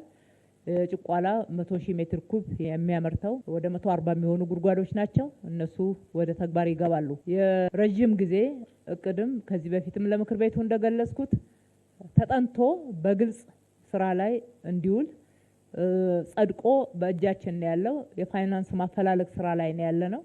ወደ 1.1 ሚሊዮን ሜትር ኩብ በቀን ማቅረብ የሚችል ነው። የአለልቱ ጅዶና የሲቢሉ ውሃ ማለት ነው። እነሱ ሁለቱን ማስገባት ከቻልን የአዲስ አበባ የውሃ አቅርቦት በመሰረታዊነት ሊፈታ የሚችል ነው። የአጭር ጊዜ እቅድ አለን፣ የመካከለኛ ጊዜ እቅድ አለን፣ የረጅም ጊዜ እቅድ አለን። እነኚህን በተግባር በመዋል ችግሩን መፍታት ይቻላል። ነገር ግን ከአጠቃቀምና ተጨማሪ አቅርቦትን የሚፈልጉ ተገቢ ያልሆኑ ጫናዎች ደግሞ በአንድ በኩል በመሰረታዊነት ችግሩን ለመቅረፍ እየተሰሩ መሄድ አለባቸው።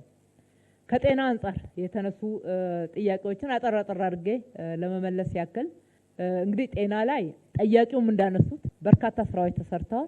ልክ ሌሎቹ መሰረተ ልማቶች ላይ እንዳነሳሁት አንዱ ትኩረት የሰጠነው ለጤና ነው። አንደኛ አዲስ አበባን የሜዲካል ቱሪዝም ማዕከል ከማድረግ አንጻር፣ ሁለተኛ ህዝባችን ተገቢው የጤና ተደራሽነትና ጥራት ያለው የጤና አገልግሎት እንዲያገኝ ከማድረግ አንጻር እነኚህን ትኩረት አድርገን እየሰራን ያለ ነው። ጤና ጣቢያ ሁሌ ይጠየቃል በዚህ ምክር ቤት። ዛሬ ብቻ አይደለም፣ በተደጋጋሚ ሁሉም ወረዳዎች ጤና ጣቢያ ሊኖራቸው እንደሚገባ ታሳቢ ያደረገ ጥያቄ ከህዝቡ ይነሳላቸዋል። እኛም ማብራሪያ እንሰጣለን። በስታንዳርድ እንሂድ፣ አገልግሎቱን ብናልቅ ነው የሚሻለው። ሁሉም ጋር የማዳረስ አይነት በውድድር መንፈስ ከምንመለከተው ይልቅ ጎረቤት ወረዳ ላይ ሁሉንም ማህበረሰብ ማዕከል ያደረገ ጤና ጣቢያ ካለ እሱን አገልግሎቱን ሰፊና ጥራት ያለው በማድረግ ተደራሽነቱን ከፍ ብናደርገው ይሻላል ነው እያልን ያለ ነው። ከዓለም የጤና ድርጅት ስታንዳርድ አንጻር አዲስ አበባ የጤና ተደራሽነትን አሟልታለች። ከዛ አንጻር ከመዘን ነው። ነገር ግን ደግሞ ሚዛናችን እሱ ብቻ አይደለም። የህዝብ ጥያቄና ቅሬታ የሚነሳባቸውን በተገቢው መዝነን ምክንያታዊ ናቸው ያልናቸውን ደግሞ እየመለስን እየሄድን ስለሆነ በ2017 ብቻ 9 አዳዲስ ጤና ጣቢያዎችን አብዛኛዎቻችሁ ቋሚ ኮሚቴዎች አብረን የመረቅ ነው። እነኚህ በ2017 የጨረስናቸው 9 አዳዲስ ጤና ጣቢያዎች የመጀመሪያ ደረጃ ሆስፒታልን የሚመጥኑ ናቸው። የድሮውን አይነት ጤና ጣቢያ አልገነባንም። የወደፊት የከተማዋን እድገት የዛሬውንም ፍላጎት ታሳቢ ባደረገ መንገድ ነው። 4ቱ ነባር ጤና ጣቢያ በነበሩበት ያው ስላረጁ አፍርሰን በማስፋፊያ መንገድ ነገር ግን ሙሉ ለሙሉ አዲስ አድርገን የሰራነው። 5ቱ ጤና ጣቢያ ያልነበራቸው ወረዳዎች ብላችሁ እናንተ እዚህ ምክር ቤት ያነሳችኋቸውን መነሻ በማድረግ መቼም ካንዱ ወረዳ ሌላው ወረዳ ይሻላልና ቅድሚያ የሚሰጣቸውን ቅድሚያ ሰጥተን ምላሽ የሰጠነው። ይሄ ብቻ አይደለም። 13 ጤና ጣቢያዎች በተሟላ ሁኔታ ታድሰዋል። የእድሳት ስራዎች የሪኖቬሽን ፈርሰው እንደ አዲስ የተገነቡት እንዳሉ ሆነው እንደገና ሪኖቬት ተደርገዋል። ይህም አሁን በጨረስነው በጀት ዓመት ነው። 4 ሆስፒታሎችን በማስፋፊያ ርዕስ ነገር ግን አዳዲስ ሆስፒታል ነው እየገነባን ያለ ነው። ማሳያ ዘውዲቱ እዚህ አጠገባችን አይደለም?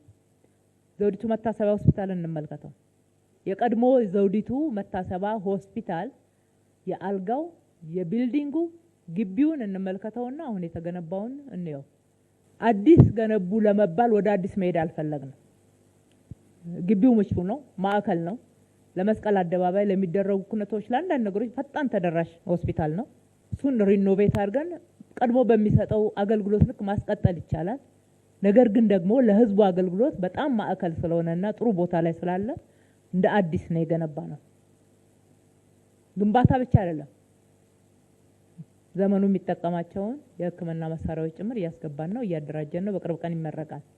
ራስ ደስታም በዛ ልክ ነው። ዳግማዊ ምኒልክ በዛ ልክ ነው። ጥሩነሽ ቤጂንግን በዛ ልክ ነው የሰራነው። የምክር ቤት አባላት ፕሮግራም ይዛችሁ ምርቃቱ እስከሚደርስ ከምትጠብቁ አይታችሁ ለህዝብ በሚገባ ተስፋ መስጠት ይገባል። ይሄን ብቻ አይደለም። የኮልፌ ቤተል መንዲዳ ሆስፒታልና የንፋስ ስልክ ላፍቶ ሆስፒታል በሀገራችን የመጀመሪያዎቹ ትልልቆቹ ሆስፒታል ይሆናሉ ብለን እናስባለን። ሪፈራል ሆስፒታል ናቸው፣ ተርሸሪ ናቸው። እነሱን በመንግስት በጀት ብቻ ፋይናንስ ማድረግ መሳሪያዎቹን ከባድ ሆኖ ስላገኘ ነው፣ ወይም ደግሞ ስለሚዘገይ በግልና የመንግስት አጋርነት በዓለም አቀፍ ደረጃ አገልግሎት የሚሰጡ ተቋማትን ጋብዘን አንደኛ ሕክምና መሳሪያ ማምጣት ላይ፣ ሁለተኛ ደግሞ የአገልግሎት አሰጣጥን ማዘመን ከሀገራችን የሚወጣውን ለሕክምና የሚወጣውን ገቢ ሀገር ውስጥ ለመያዝ እነኚህ ከተማችን ላይ የሚኖሩ የውጭ ዜጎች ዲፕሎማቶች በውጭ ምንዛሬ ገቢ የሚያገኙ እዚህ መታከም የሚችሉበትን የሕክምና ስታንዳርድ አቅደን እየሰራን ነው እነኚህ ሁለቱ ሆስፒታል ላይ። ይህም ብቻ አይደለም፣ የግሉም እኮ እየሰራ ነው። የግሎቹም እየሰሩ ነው፣ እየደገፍናቸው ነው። በመሬት አቅርቦት ብቻ ሳይሆን በሌሎች አገልግሎታቸውን እንዲያልቁ ማድረግ የሚችሉበት አግባብ በሚኖርበትና እቅድ ሲይዙ እሱን ደግፈን አዳዲሶችም ደግሞ ከዓለም ላይ መጥተው ከተማችን ላይ መገንባት እንዲችሉ ዲያስፖራዎች መገንባት እንዲችሉ አስተናግደናል። የውጪ ሕክምና ማዕከላትም አዲስ አበባ ላይ ተስተናግደዋል። ከፊታችን አዲስ አበባን የሜዲካል ቱሪዝም ማዕከል ለማድረግ የሚያስችሉ ተጨባጭ የሆኑ ስራዎች ተጀምረዋልና ውጤታማ እንደሚሆኑ ምንም ጥርጥር የለንም። ስለዚህ የተከበራቸው የምክር ቤት አባላት በዚህ ዓመት የምንጀምራቸው የጤና ጣቢያዎች አሉ፣ የምናድሳቸውም አሉ። እሱ እንደተጠበቀ ሆኖ ግን በሁሉም ጋር በአንድ ጊዜ ይቀየር የሚለው እንግዲህ ነጮቹ ሮም በአንድ ጀንበር አልተገነባችም ይላሉና ቅደም ተከተል ስራችንን ማስያዝ እንደ ችግሩ ሁኔታ ቅድሚያ ሰጥተን መሰራት የሚገባቸውን የሰራን አገልግሎት ማላቅ ደግሞ ትልቅ ትኩረት የተሰጠው ጉዳይ ነውና ይሄንን እኩል ብንይዘው ጥሩ ነው የሚሆነው። ከስራ እድል አንጻር እንግዲህ አዲስ አበባ ሌሊትና ቀን የምትሰራ ከተማ ሆናለች። እስከ ማታ ትነግዳለች፣ እስከ ምሽቱ 3 ሰዓት ተኩል ድረስ ሌሊቱን ሙሉ ትሰራለች። ይሄ ሁሉ ሰፊ የስራ እድል ካልፈጠረ ማን ነው እየሰራ ያለው? እየሰራን ያለነው እኮ አብዛኛውን ስራ በኢትዮጵያ ምርት ነው፣ በአገር ውስጥ ምርት ነው። ኢምፖርት የምናደርገው በጣም ትንሽ። ለምሳሌ መብራት ከወሰዳችሁ የመጀመሪያው እነኚህ ስማርትፎኖች ኢምፖርት አደረግን። ከዛ በኋላ ኢንዱስትሪዎቻችን እንዲያመርቱት ነው ያደረግነው በሚገባ። መጀመሪያ ምዕራፍ ላይ ከተሰሩት ጋራ ምንም የተናነሰ ነገር የላቸው። ጥቃቅን ነገሮች ሲያጋጥሙም ራሳቸው እየተማሩበት እያረሙ እንዲሄዱና የሀገር ውስጥ አቅምን የመገንባት ስራ ላይ ትኩረት አድርገን ነው እየሰራን ያለነው። ይሄ ሁሉ ሰፊ የከተማ ልማት ቀንና ሌሊት እየተሰራ ያለው የከተማ ልማት የኮሪደር ልማት እየተሰራ ያለው በአብዛኛው በማህበራት ነው። በየሰፈራቸው ነው የሚሰራው። እዩ፣ መቼ ነው የተደራጃችሁት? እንዴት ነው የተደራጃችሁት? አባሎቻችሁ ስንት ነው? በደንብ መጠየቅ፣ መርዳት፣ መረዳት፣ ማበረታታት ተገቢ ነው። ምን ከፍለው ገንዘብ ዲሴንትራላይዝድ በተወሰኑ ኮንትራክተሮች እጅ ብቻ እንዳይገባ ትኩረት አድርገን አስበንበት አቅደን ቁርጥ ዋጋ አጥንተን ግልጽ በሆነ መስፈርት ማህበራት ናቸው እየገነቡ ያሉት፣ ማህበራት ናቸው እየሰሩ ያሉት። ግንባታ ላይ ብቻ የተሳተፉትን እንዳትመለከቱ። አቅርቦቱን አምራች ማህበራት እነኚህ እዚህ ከተማ ላይ የምንጠቀማቸውን ግብአቶች አምርተው ያቀርባሉ። የሚገነቡት ደግሞ እሱን ተጠቅመው ይሰራሉ። ትስስሩ በጣም ግልጽ ነው። ግልጽ የስራ ትስስር፣ የገበያ ትስስር ፈጥረን ነው። እንደዛ ባይሆን ኖሮ ይሄ ሁሉ ፍጥነት አይኖርም። የጥራት ችግርም ሲያጋጥመው በጣም ክፍት ናቸው ለመማር ለማስተካከል፣ ከነሱ ከተሻሉትም ኮርጀው ለመተግበር ኢነርጄቲክ ናቸው። ይሄ በጣም ለሀገራችን ትልቅ ተስፋ የሚሰጥ ከተማችንን ውጤታማ ያደረገ ነው። ስለዚህ ከትስስር አንጻር ያለው በከፍተኛ ሁኔታ ከተማችን ላይ አቅም የተፈጠረበት ከተማችን ላይ አቅርቦት ችግር ሆኖ ከከተማ ውጪ ከክልሎች ብዙ ነገር ነው የዞርን ምንጭ ነው። በተለይ ከአረንጓዴ ልማት አንጻር እና ሌሎች የግንባታ ግብአቶች ከመንገድ ግንባታ አንጻር በተለይ ወጣ ብለን ለማምጣት የምንገደድባቸው አጋጣሚዎች አሉና በሰፊው ነው የተሰራ ያለው። መስራት የሚችልና መስራት ፍላጎት ያለው በከተማችን ውስጥ ቀንና ሌሊት ሰርቶ ገንዘብ ለማግኘት የሚያስችል ሰፊ እድል ነው፣ ሰፊ በር ነው ተከፍቶ ያለው። ስራን ለሚመርጡት ይጠባል። እንደዛ ምቹ ላይሆን ይችላል። ስራን በትልቅ ጫና ውስጥ ነው እንዲሰሩ እያደረግን ያለ ነው። ከዛ የስራ ባህል ጋራ መላመድ ይጠይቃል። ለነሱም ለሀገራችንም በአጠቃላይ የሚያስፈልገን ስለሆነ በዛ ልክ ነው እየመራን ያለነውም እየተሰራ ያለው። እንግዲህ ከተማችን ውስጥ በርካታ እና ሰፋ ያለ የአነስተኛ ባለሀብት ቁጥር እየጨመረ ነው። በእኛ ክትትል ምን ከፍላቸው እነኚህ በቢሊየን የምናወጣቸው ገንዘቦች ብዙ ማህበራት ብዙ ቤት ውስጥ ነው እየገቡ ያሉትና የተወሰኑ ሙያ የሚፈልጉ ኮምፕሊኬሽን አላቸው ያልናቸውን ስራዎች ለኮንትራክተር እንሰጣለን። ሌሎችን ግን በዛ ስራ እናሰራለን። ሰፊ የስራ እድል ነው የሚፈጠሩ። እነኚህ የተፈጠሩት ሞሎች፣ ሻይ ቤቶች፣ የህፃናት መጫወቻዎች፣ የኳስ መጫወቻ ቦታዎች፣ የስፖርት ማዘውተሪያ ስፍራዎች፣ የመኪና ማቆሚያዎች፣ ተርሚናሎች፣ ሱቆች፣ የገበያ ማዕከላት ሁሉም ቋሚ የስራ እድል ነው የሚፈጥሩት እና ፈጥረዋል። ባለቁት ኮሪደሮች ላይ ማየት ብቻ መጎብኘት ብቻ የሚፈልጉት ቋሚ የስራ እድል ፈጥረዋል። ከቤተሰብ ውስጥ 1 እና 2 ሰው የስራ እድል ሲፈጠርለት ደግሞ አብረው የሚቀጠሩ በዛ ስራ ውስጥ ሰፊ የስራ እድል የሚያገኘው ማህበረሰብ ቁጥር ሳይቆጠር ነው። 96,000 ያክል በዚህ ክረምት ብቻ የስራ እድል ፈጥረናል፣ ቋሚ የስራ እድል ፈጥረናል በሚል የተነሳው ማለት ነው። ኢንዳይሬክት ደግሞ ተጠቃሚ የሚሆነው ማህበረሰብ ታሳቢ ማድረግ ጥሩ ነው። ከኪነ ጥበብ አንጻር የተነሱት እውነት ነው። ከኪነ ጥበብ አንጻር ከተማችን ላይ ሰፊ ፍላጎት አለ። እንደ ከተማችን ብቻ ሳይሆን አዲስ አበባ ላይ የሚሰራው የኪነ ጥበብ ስራ ለሀገራችን ትልቅ ትርጉም የሚሰጥ ነው። ዋናው የኪነ ጥበብ ማዕከል አዲስ አበባ ነው። አዲስ አበባ በብዙ መንገድ መበርታትና ጥሩ ስራዎችን መስራት ይጠበቃል። ይህንን ታሳቢ ያደረገ ነው ስራ ስንሰራ የነበረው። በእነኚህ ለውጥ ዘመናት በልማት ስራዎቻችን ሁሉ ውስጥ ኪነ ጥበብን ዘንግተን አናውቅም። ከዚህ በፊትም ጥያቄ ተነስቶ ስለነበር በዝርዝር አንዳንድ መረጃዎችን መስጠት ያስፈልጋል ብዬ አስባለሁ።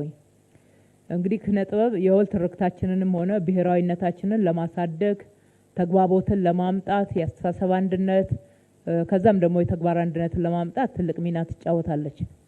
ስለዚህ ኪነ ጥበብን መደገፍ፣ ኪነ ጥበብን እንዲያድግ እድል መክፈት፣ ማበረታታት ተገቢ ነው እንደ መንግስት።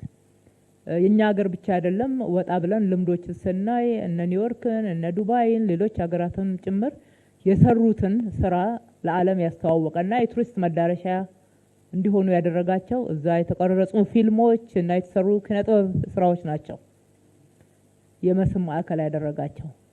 ይህንን ታሳቢ ባደረገ መንገድ በዚህ ደረጃ የኛ የኪነ ጥበብ ስራ ማደግ እንዲችል ማድረግ ላይ ተገቢው ድጋፍ ያስፈልጋል ብለን አቅደን በቢሊየን በጀት መድበን ነው ኢንቨስት እያደረግን ያለ ነው።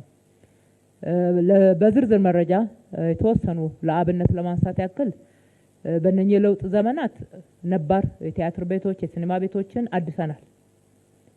ከአዲስ አበባ ባህልም አዳራሽ ጀምሮ መዘጋጃ ቤት ውስጥ ካለው ጀምሮ ማለት ነው። ሌሎችንም ነባር ቲያትር ቤቶችን ሀገር ፍቅር ቲያትርን፣ እነ ሲኒማ አምፐር፣ እነ ብሔራዊ ቲያትርን ጭምር የፌዴራል ነው ብለን ዝም አላልንም። ከተማችን ላይ በተገቢ ሁኔታ መስህብ መሆን እንዲችሉ የምንችለውን ያክል እድሳት አድርገናል። እነ ሜጋ አምፊ ቲያትር ታድሰዋል። አካባቢያቸውም የሚስብ እንዲሆን ለማድረግ ጥረት ተደርጎ ውጤት ተገኝቶበታል። ነባሮቹን ከማደስ በተጨማሪ ግን አዳዲሶች ኪነ ጥበብ ከአዳራሽ ወጣ ብላ ወደ ህዝብ ጠጋ ማለት አለባት። ብዙ ትውልዶች አሉ፣ አዳዲስ የሚነሱ ልጆች፣ አዳጊ ልጆች፣ ታዳጊዎች ታይለንት አላቸው። ታይለንታቸውን የሚያወጡበት የበለጠ ዓለም ላይ የሚመለከቱትን ራሳቸው መስራት የሚችሉበትን ፍላጎት ወደ ተግባር መቀየር እንዲችሉ ከ110 በላይ ፕላዛዎችና 50 ያክል አምፊ ቲያትሮች ተገንብተዋል አዲስ አበባ ላይ። በአዳራሽ ብቻ ማሳደግ ስለማንችል አዳራሽም ያስፈልጋል፣ ዘመናዊ ስቱዲዮዎች ያስፈልጋሉ፣ የቀረጻ ቦታዎች ያስፈልጋሉ። እሱን ታሳቢ ያደረገ ደግሞ አሁን እንግዲህ በቅርብ እዚሁ አድዋ ድል መታሰቢያ ላይ የጋሻና የድል ሲኒማ እዚህ ግቢ ተገንብቷል ማለት ነው። አድዋ ድል መታሰቢያ ላይ ጋሻ ሲኒማ አዳራሽ፣ ድል ሲኒማ አዳራሽ እዚሁ የሚገኝ ነው። በሳይንስ ሙዚየምም በተመሳሳይ ሁኔታ ተገንብቷል። ራሱን ችሎ ደግሞ ለኪነ ጥበብ ብቻ ተብሎ ለቲያትር ብቻ ተብሎ ከ2 ሳምንት በፊት ኦሎምፒያ ላይ የተገነባውና የተመረቀው እጅግ በጣም ዘመናዊ ባለ 14 ወለል ህንፃ ዓለም ላይ ቴክኖሎጂው የደረሰበትን በማጥናት ሙሉ ለሙሉ በመጠቀም ኪነ ጥበብን ለመደገፍ ምቹ ለማድረግ ሳቢ ለማድረግ ስራ ሰርተናል። ይሄ ቀላል አይደለም። በቴክኖሎጂውና በግብአት ብቻ በቢሊየን ያወጣ ነው። ትኩረትን ያሳያል ይመስለኛል። ህንፃውን ለመገንባት በቢሊየን ያወጣ ነው። ትኩረትን ያሳያል። በተመሳሳይ ሲኒማም ራሱን የቻለ ኮምፕሌክስ እንዲኖረው ሰንጋተራ ላይ አዲስ ሲኒማ ኮምፕሌክስ እግረ መንገዴን በዚሁ ጋብዛችኋለሁ። በነገው ዕለት ይመረቃል። እንድትገኙ አብረን እንመርቅ። በጣም ዘመናዊ ህንፃ ነው። ባለ 15 ወለል በርካታ ዘመናዊ የቴክኖሎጂ ግብአቶችን እንዲጠቀም አድርገናል። በቢሊየን ነው በጀት የመደብነው ለውስጡ ግብአትም ከውጪ ግንባታውንም ለመገንባት የተገነቡበትንም ቦታዎች ተመልከቱ። አይከን የሆኑ የከተማችን ቦታዎች ላይ የተገነቡት። ሁለተኛው አደረጃጀታቸውን ማስተካከል ነው። መንግስት ቤት ውስጥ እነኚህ ተቋማት ተቀምጠው በሚገባ ሙያቸውን አውጥተው በነፃነት ሙያዊ ነፃነታቸውን ጠብቀው መስራት አስቸጋሪ ስለሚሆን በቢሮክራሲ አይን መመልከት ስለሌለብን ራሳቸውን የቻሉ አደረጃጀት እንዲኖራቸው አድርገናል። ሲኒማ ቤት ራሱን ችሎ አንድ ተቋም እንዲሆን፣ ቲያትር ቤቶች ራሳቸውን ችለው አንድ ተቋም መሆን እንዲችሉ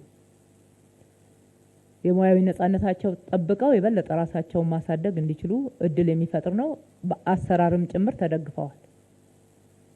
ሁለተኛ በበጀትም ሁል ጊዜ መንግስት ላይ የሚደገፉ ወይም ደግሞ ከመንግስት የሚጠብቁ እንዳይሆኑ ተደርጎ ነው። እነኚህ ህንፃዎች አብዛኛው ክፍላቸው ገቢ የሚያስገኝ ነው።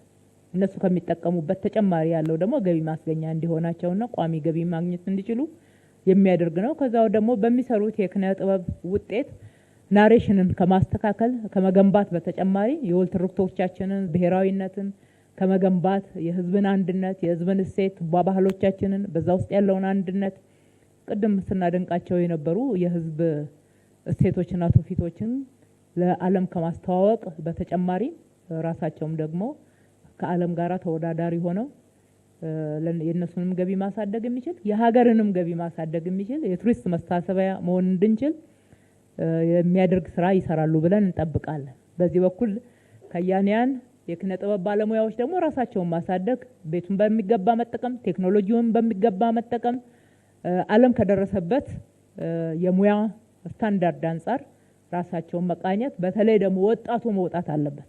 ለወጣቱ በደንብ በር መከፈት መቻል አለበት። ታይለንት ያላቸው ትልልቅ ስራዎችን መስራት የሚችሉ ፈጥነው ከዓለም ጋራ ኮኔክት አድርገው አዳዲስ ፕሮዳክትን ማምጣት የሚችሉ ወጣቶች አሉና ዩኒቨርሲቲዎችም እነኚህም በተለይ አዲስ አበባ ዩኒቨርሲቲ እንደዚህ አይነት ወጣቶችን በማሰልጠን በማስመረቅ በኩል ትልቅ ድርሻ ስላለው ለነሱም ምቹ ሁኔታ የሚፈጥር ትላልቅ በር ተከፍቷል። አንጋፋዎቹን የሚያከብር ከአንጋፋዎቹ መማር በተጨማሪ ደግሞ ለወጣቶቹ ሰፋፊ እድል የሚሰጥ ነው።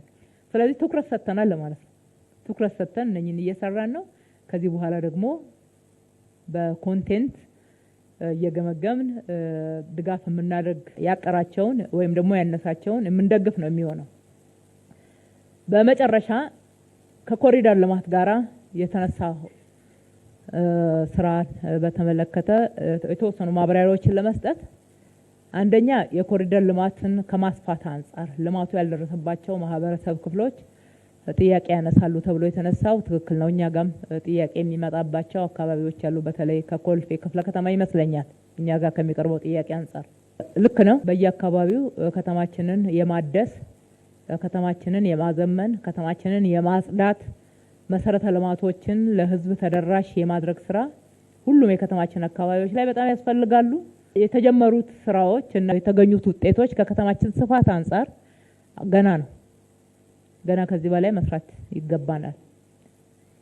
እነኚህ ስራዎች ግን ስንሰራ አቅደን ነው የምንሰራው። አቅደን ተዘጋጅተን እንደምታውቁት ቤት ያስፈልጋል።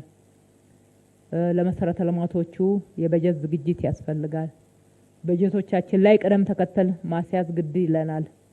ከዚህ አንጻር ምክር ቤቱ ባለፈው ያጸደቀልን የ2018 ትልቁ ትኩረት የቤት ግንባታና የውሃ አቅርቦት ነው ብለን አጸድቀናል። ምክር ቤቱ ዋናውና ትልቁ ትኩረት የመኖሪያ ቤቶች ግንባታ ላይ ነው።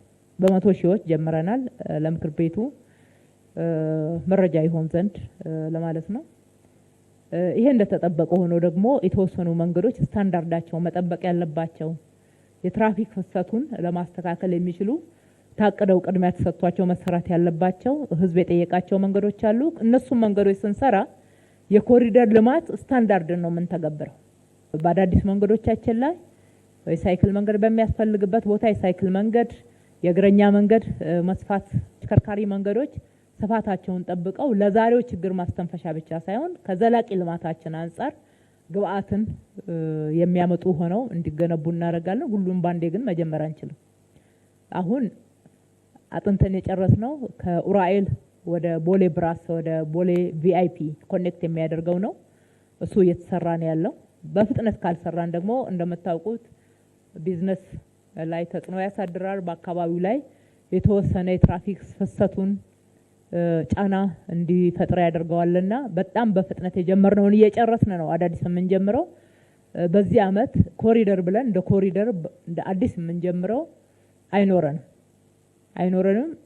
ጥናት እናደርጋለን፣ ቤቶች እንገነባለን። በጥናታችን መሰረት ከህዝብ ጋራ ቅድሚያ የምንሰጣቸው ቦታዎች ያልናቸው ላይ ውይይቶች እናደርጋለን። ተግባቦት የመፍጠር ስራዎችን እንሰራለን።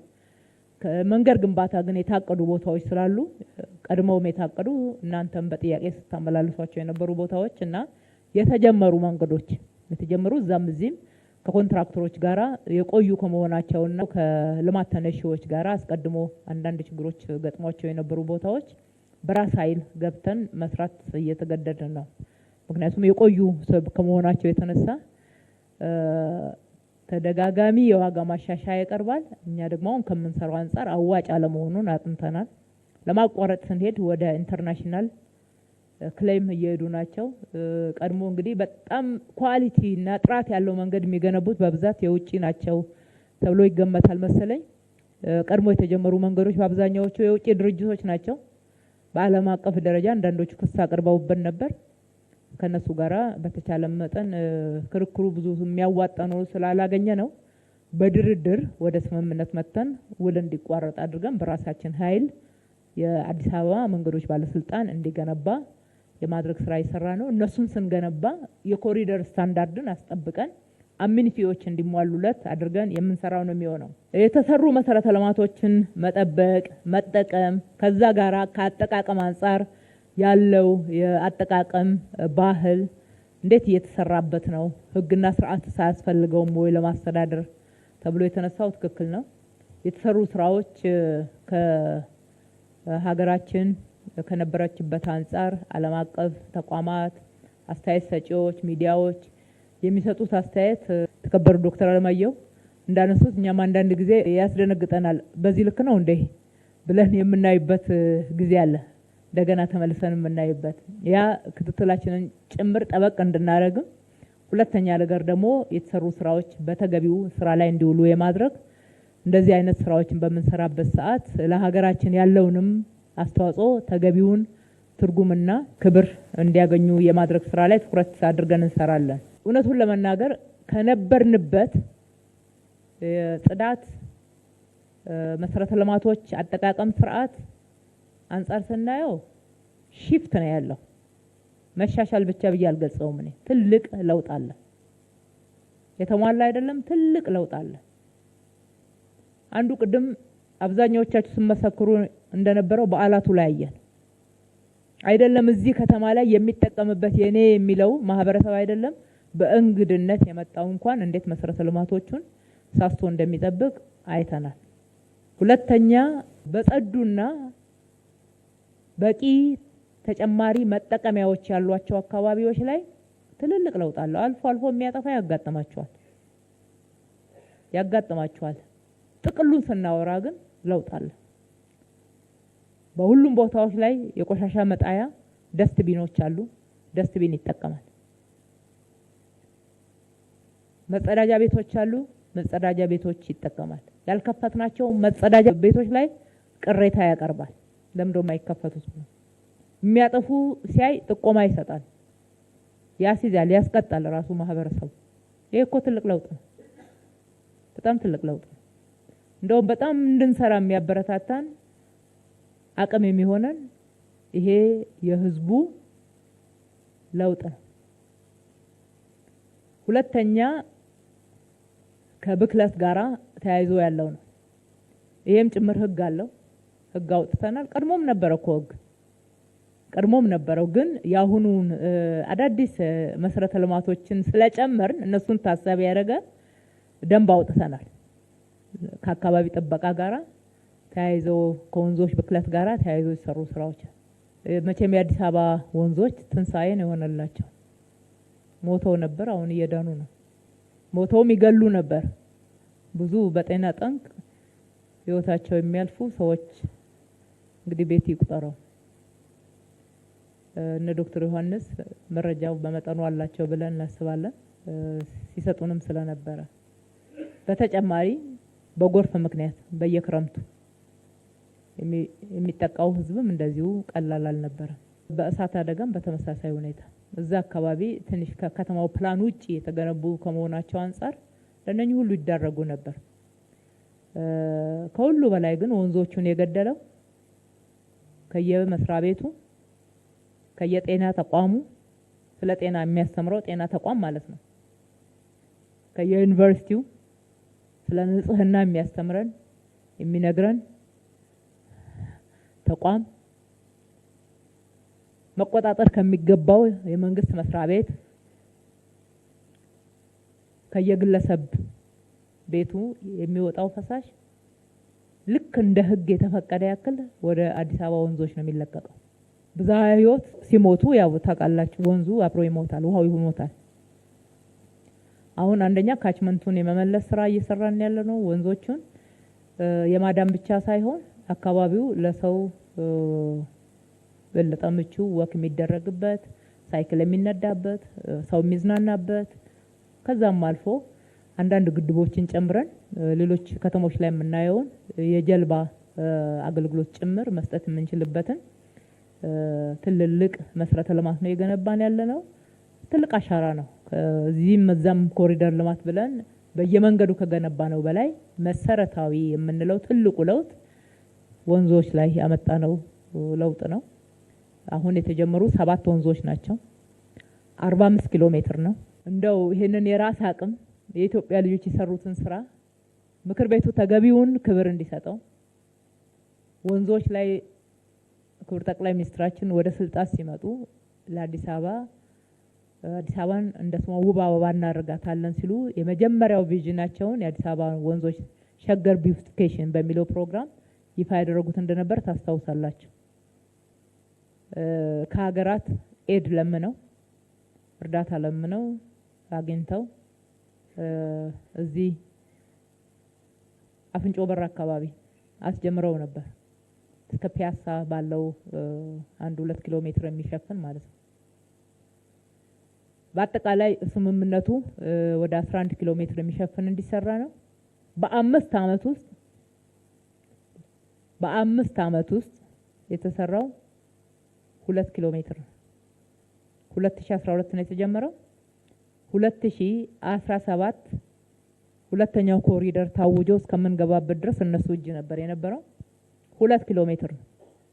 በእርዳታ የመጣ ስለሆነ መውቀስ ፈልጌ ሳይሆን የኢትዮጵያውያኖችን እውቀት፣ ጥበብ፣ ኮሚትመንት፣ ችሎታ በሚገባ ማወቅም መጠቀምም ዘላቂ ማድረግም ተገቢ ስለሆነ እንደ ከተማችን አቅደም መግባት እንዳለበት ተስማምተን ሁለተኛው ኮሪደር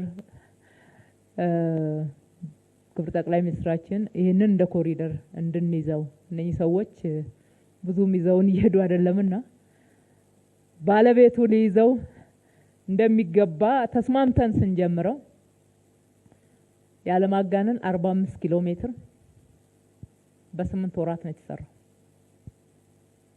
1 ዓመት ባልሞላ ጊዜ ከወንዞቹ ላይ ያነሳነው ማህበረሰብ ያው ቀድሞ የተገነቡ ቤቶችን ቢሆን ቤት ሰጥቶ ሰው አንስቶ ከዛ አጽድቶ መሄድ ቀላል አይደለም። በመጀመሪያው ፕላን የተያዘው በ15 ሜትር ሬዲየስ ውስጥ ነበር በእርዳታ የጀመርነው ማለት ነው።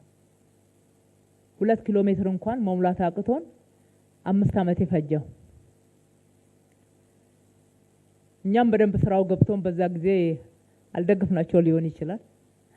ለማንኛውም ባለፉት 9 ወራቶች ቦታውን ከማጽዳት እስከ ግንባታ ድረስ ባለው ከእንጦጦ እስከ ፒኮክ ድረስ 21 ኪሎ ሜትር እስከ 100 ሜትር ርቀት ድረስ እየሄድን እየሰራን ከአካባቢው ጋራ መኖሪያ ሲያስፈልግ ተጨማሪ አፓርትመንትን ያካተተ ሞልን ያካተተ ጉለሌ አካባቢ ብትሄዱ አሁን እዛ አካባቢ የእደ ጥበብ ስራዎችን መሸጫ ማምረሻዎችን ያካተተ ካፍቴሪያዎች ሰዎች የሚያርፉበት ትልልቅ ስራ እድል የፈጠሩ ፒኮክ ውስጥ ብትሄዱ ፒኮክ ፓርክ ጭምር ለዘመናት የተጣለ ነው ማለት ይቻላል። እንደ አዲስ ነው ስሙን ጠብቆ ዛፎቹን ብቻ ሳንነካ ኤቭሪቲንግ እንደ አዲስ አኒማል ሳፋሪ ወተር ፓርክ ትልልቅ መሰረተ ልማቶች ወክ የሚደረግባቸው አዳዲስ ከዚህ በፊት ያልነበሩን በኢትዮጵያ ውስጥ ሌላ ሀገር ስናይ ምን ጓጓላቸው መሰረተ ልማቶችን አስገብተን እየሰራን ነው። በቅርብ ጊዜ ያልቃል። እሱም ብቻ አይደለም እና አምባሳደር ፓርክ ማንም እኮ አይገባበትም ነበር። ጥንታዊ ፓርክ ነው፣ አዲስ አይደለም። ማንም አይሄድበትም። አይመችማ። ለአፍንጫም ለጤናም ሰው የተሻለ ቦታ ይፈልጋል። በአንድ በኩል የቁርጡሚ ወንዝ፣ በሌላ በኩል የቀጨኔ ወንዝ ከዛ ከነዘውዲቱ የሚወጣውም አንድ ላይ ተጨምሮበት አያስጠጋም ነበር። ሱሪ ኢኖቬት የማድረግ ብቻ ሳይሆን ሁለቱ ወንዞች እንዴት እንዲገናኙ እንደተደረገና እንደተገነባ በዚህ ሰዓት ብዙ ኤክስፕሌን አድርገን ላንጨርሰው እንችላለን። ነገር ግን ብክለትን ከመከላከል አንጻር ረጅም ርቀት ተሄዷል። ወንዞቻችን የቱሪስት መዳረሻ የማድረግ ስራ ተሰርቷል፣ እየተሰራ ነው። የሚቀሩን በርካታ ወንዞች አሉ። እነኚህን ከሰራን እነኛን ማንሰራበት ምክንያት የለም። እንደነገርኳቸው ዲዛይን እና ትልልቅ ሪቨር ባንክ ላይ ከሚሰሩት ውጪ ማህበራት ናቸው የሰሩት።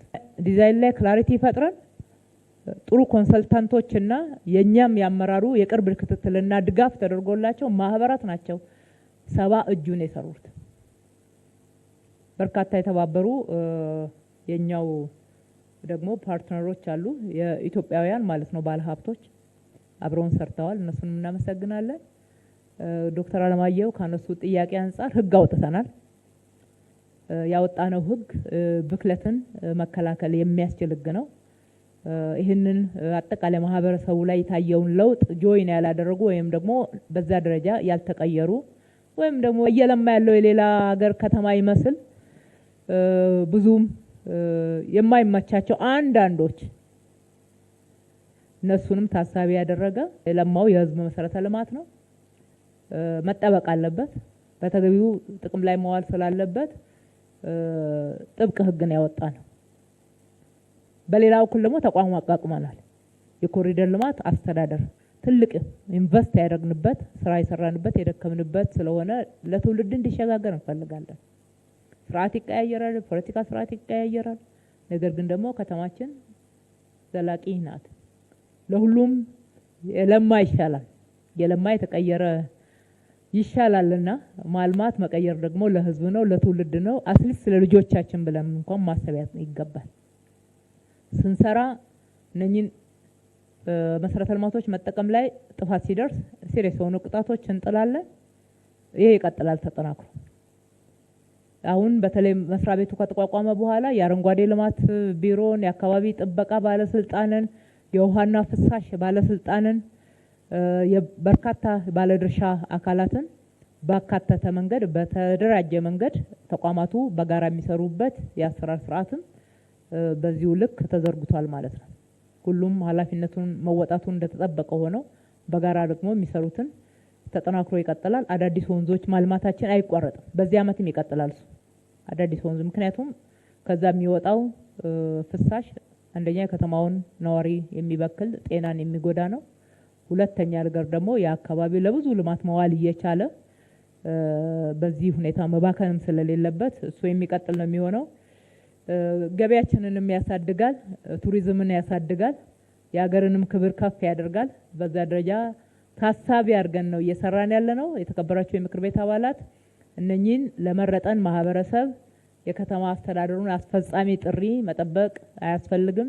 ከማህበረሰባችሁ ጋራ ከመረጠን ህዝብ ጋራ ሆነን በየአካባቢያቸው የተሰራ መሰረተ ልማቶችን ማየት ማህበረሰቡ ከዚህ በላይ ያጠቃቀም ልምድ ላይ ግልጽነት እንዲኖረው በራሱ ገንዘብ ነው የተገነባው፣ ለሱ ነው የተገነባው፣ መጠበቅ እንዲችል መጠቀም እንዲችል ተጠቃሚነቱን ማረጋገጥ ላይ ቀጣይነት ባለው መንገድ ክትትል እንዲኖረው ማድረግ ላይ ከዚህ በላይ ለውጥ እንፈልጋለን። በየአካባቢው ሲቆሽሹ ሲበላሹ ሳይ ማህበረሰቡ ራሱ ዋና ጠባቂ ዋና ጠበቃ መሆን እንዲችል ማስገንዘብ ላይ በዛ ደረጃ ኃላፊነት ከዚህ በላይ እንዲሰማውና እንዲቆጣጠር ማድረግ ላይ በጋራ እንስራላለው። የተነሱት ጥያቄዎች በሰጠውት ማብራሪያ ልክ ብቻ ሳይሆን በእቅዳችን ውስጥ ከዛ በላይ ትኩረት ሰጥተን በሚቀጥለው የግምገማ ወቅታችን የክትትልና የሪፖርት ወቅታችን ደግሞ በተግባር ምን ያክል ተተግብረዋል የሚለውን የገመገምን ምን ሄድ ነው የሚሆነው። እጅግ አድርጌ አመሰግናለሁ።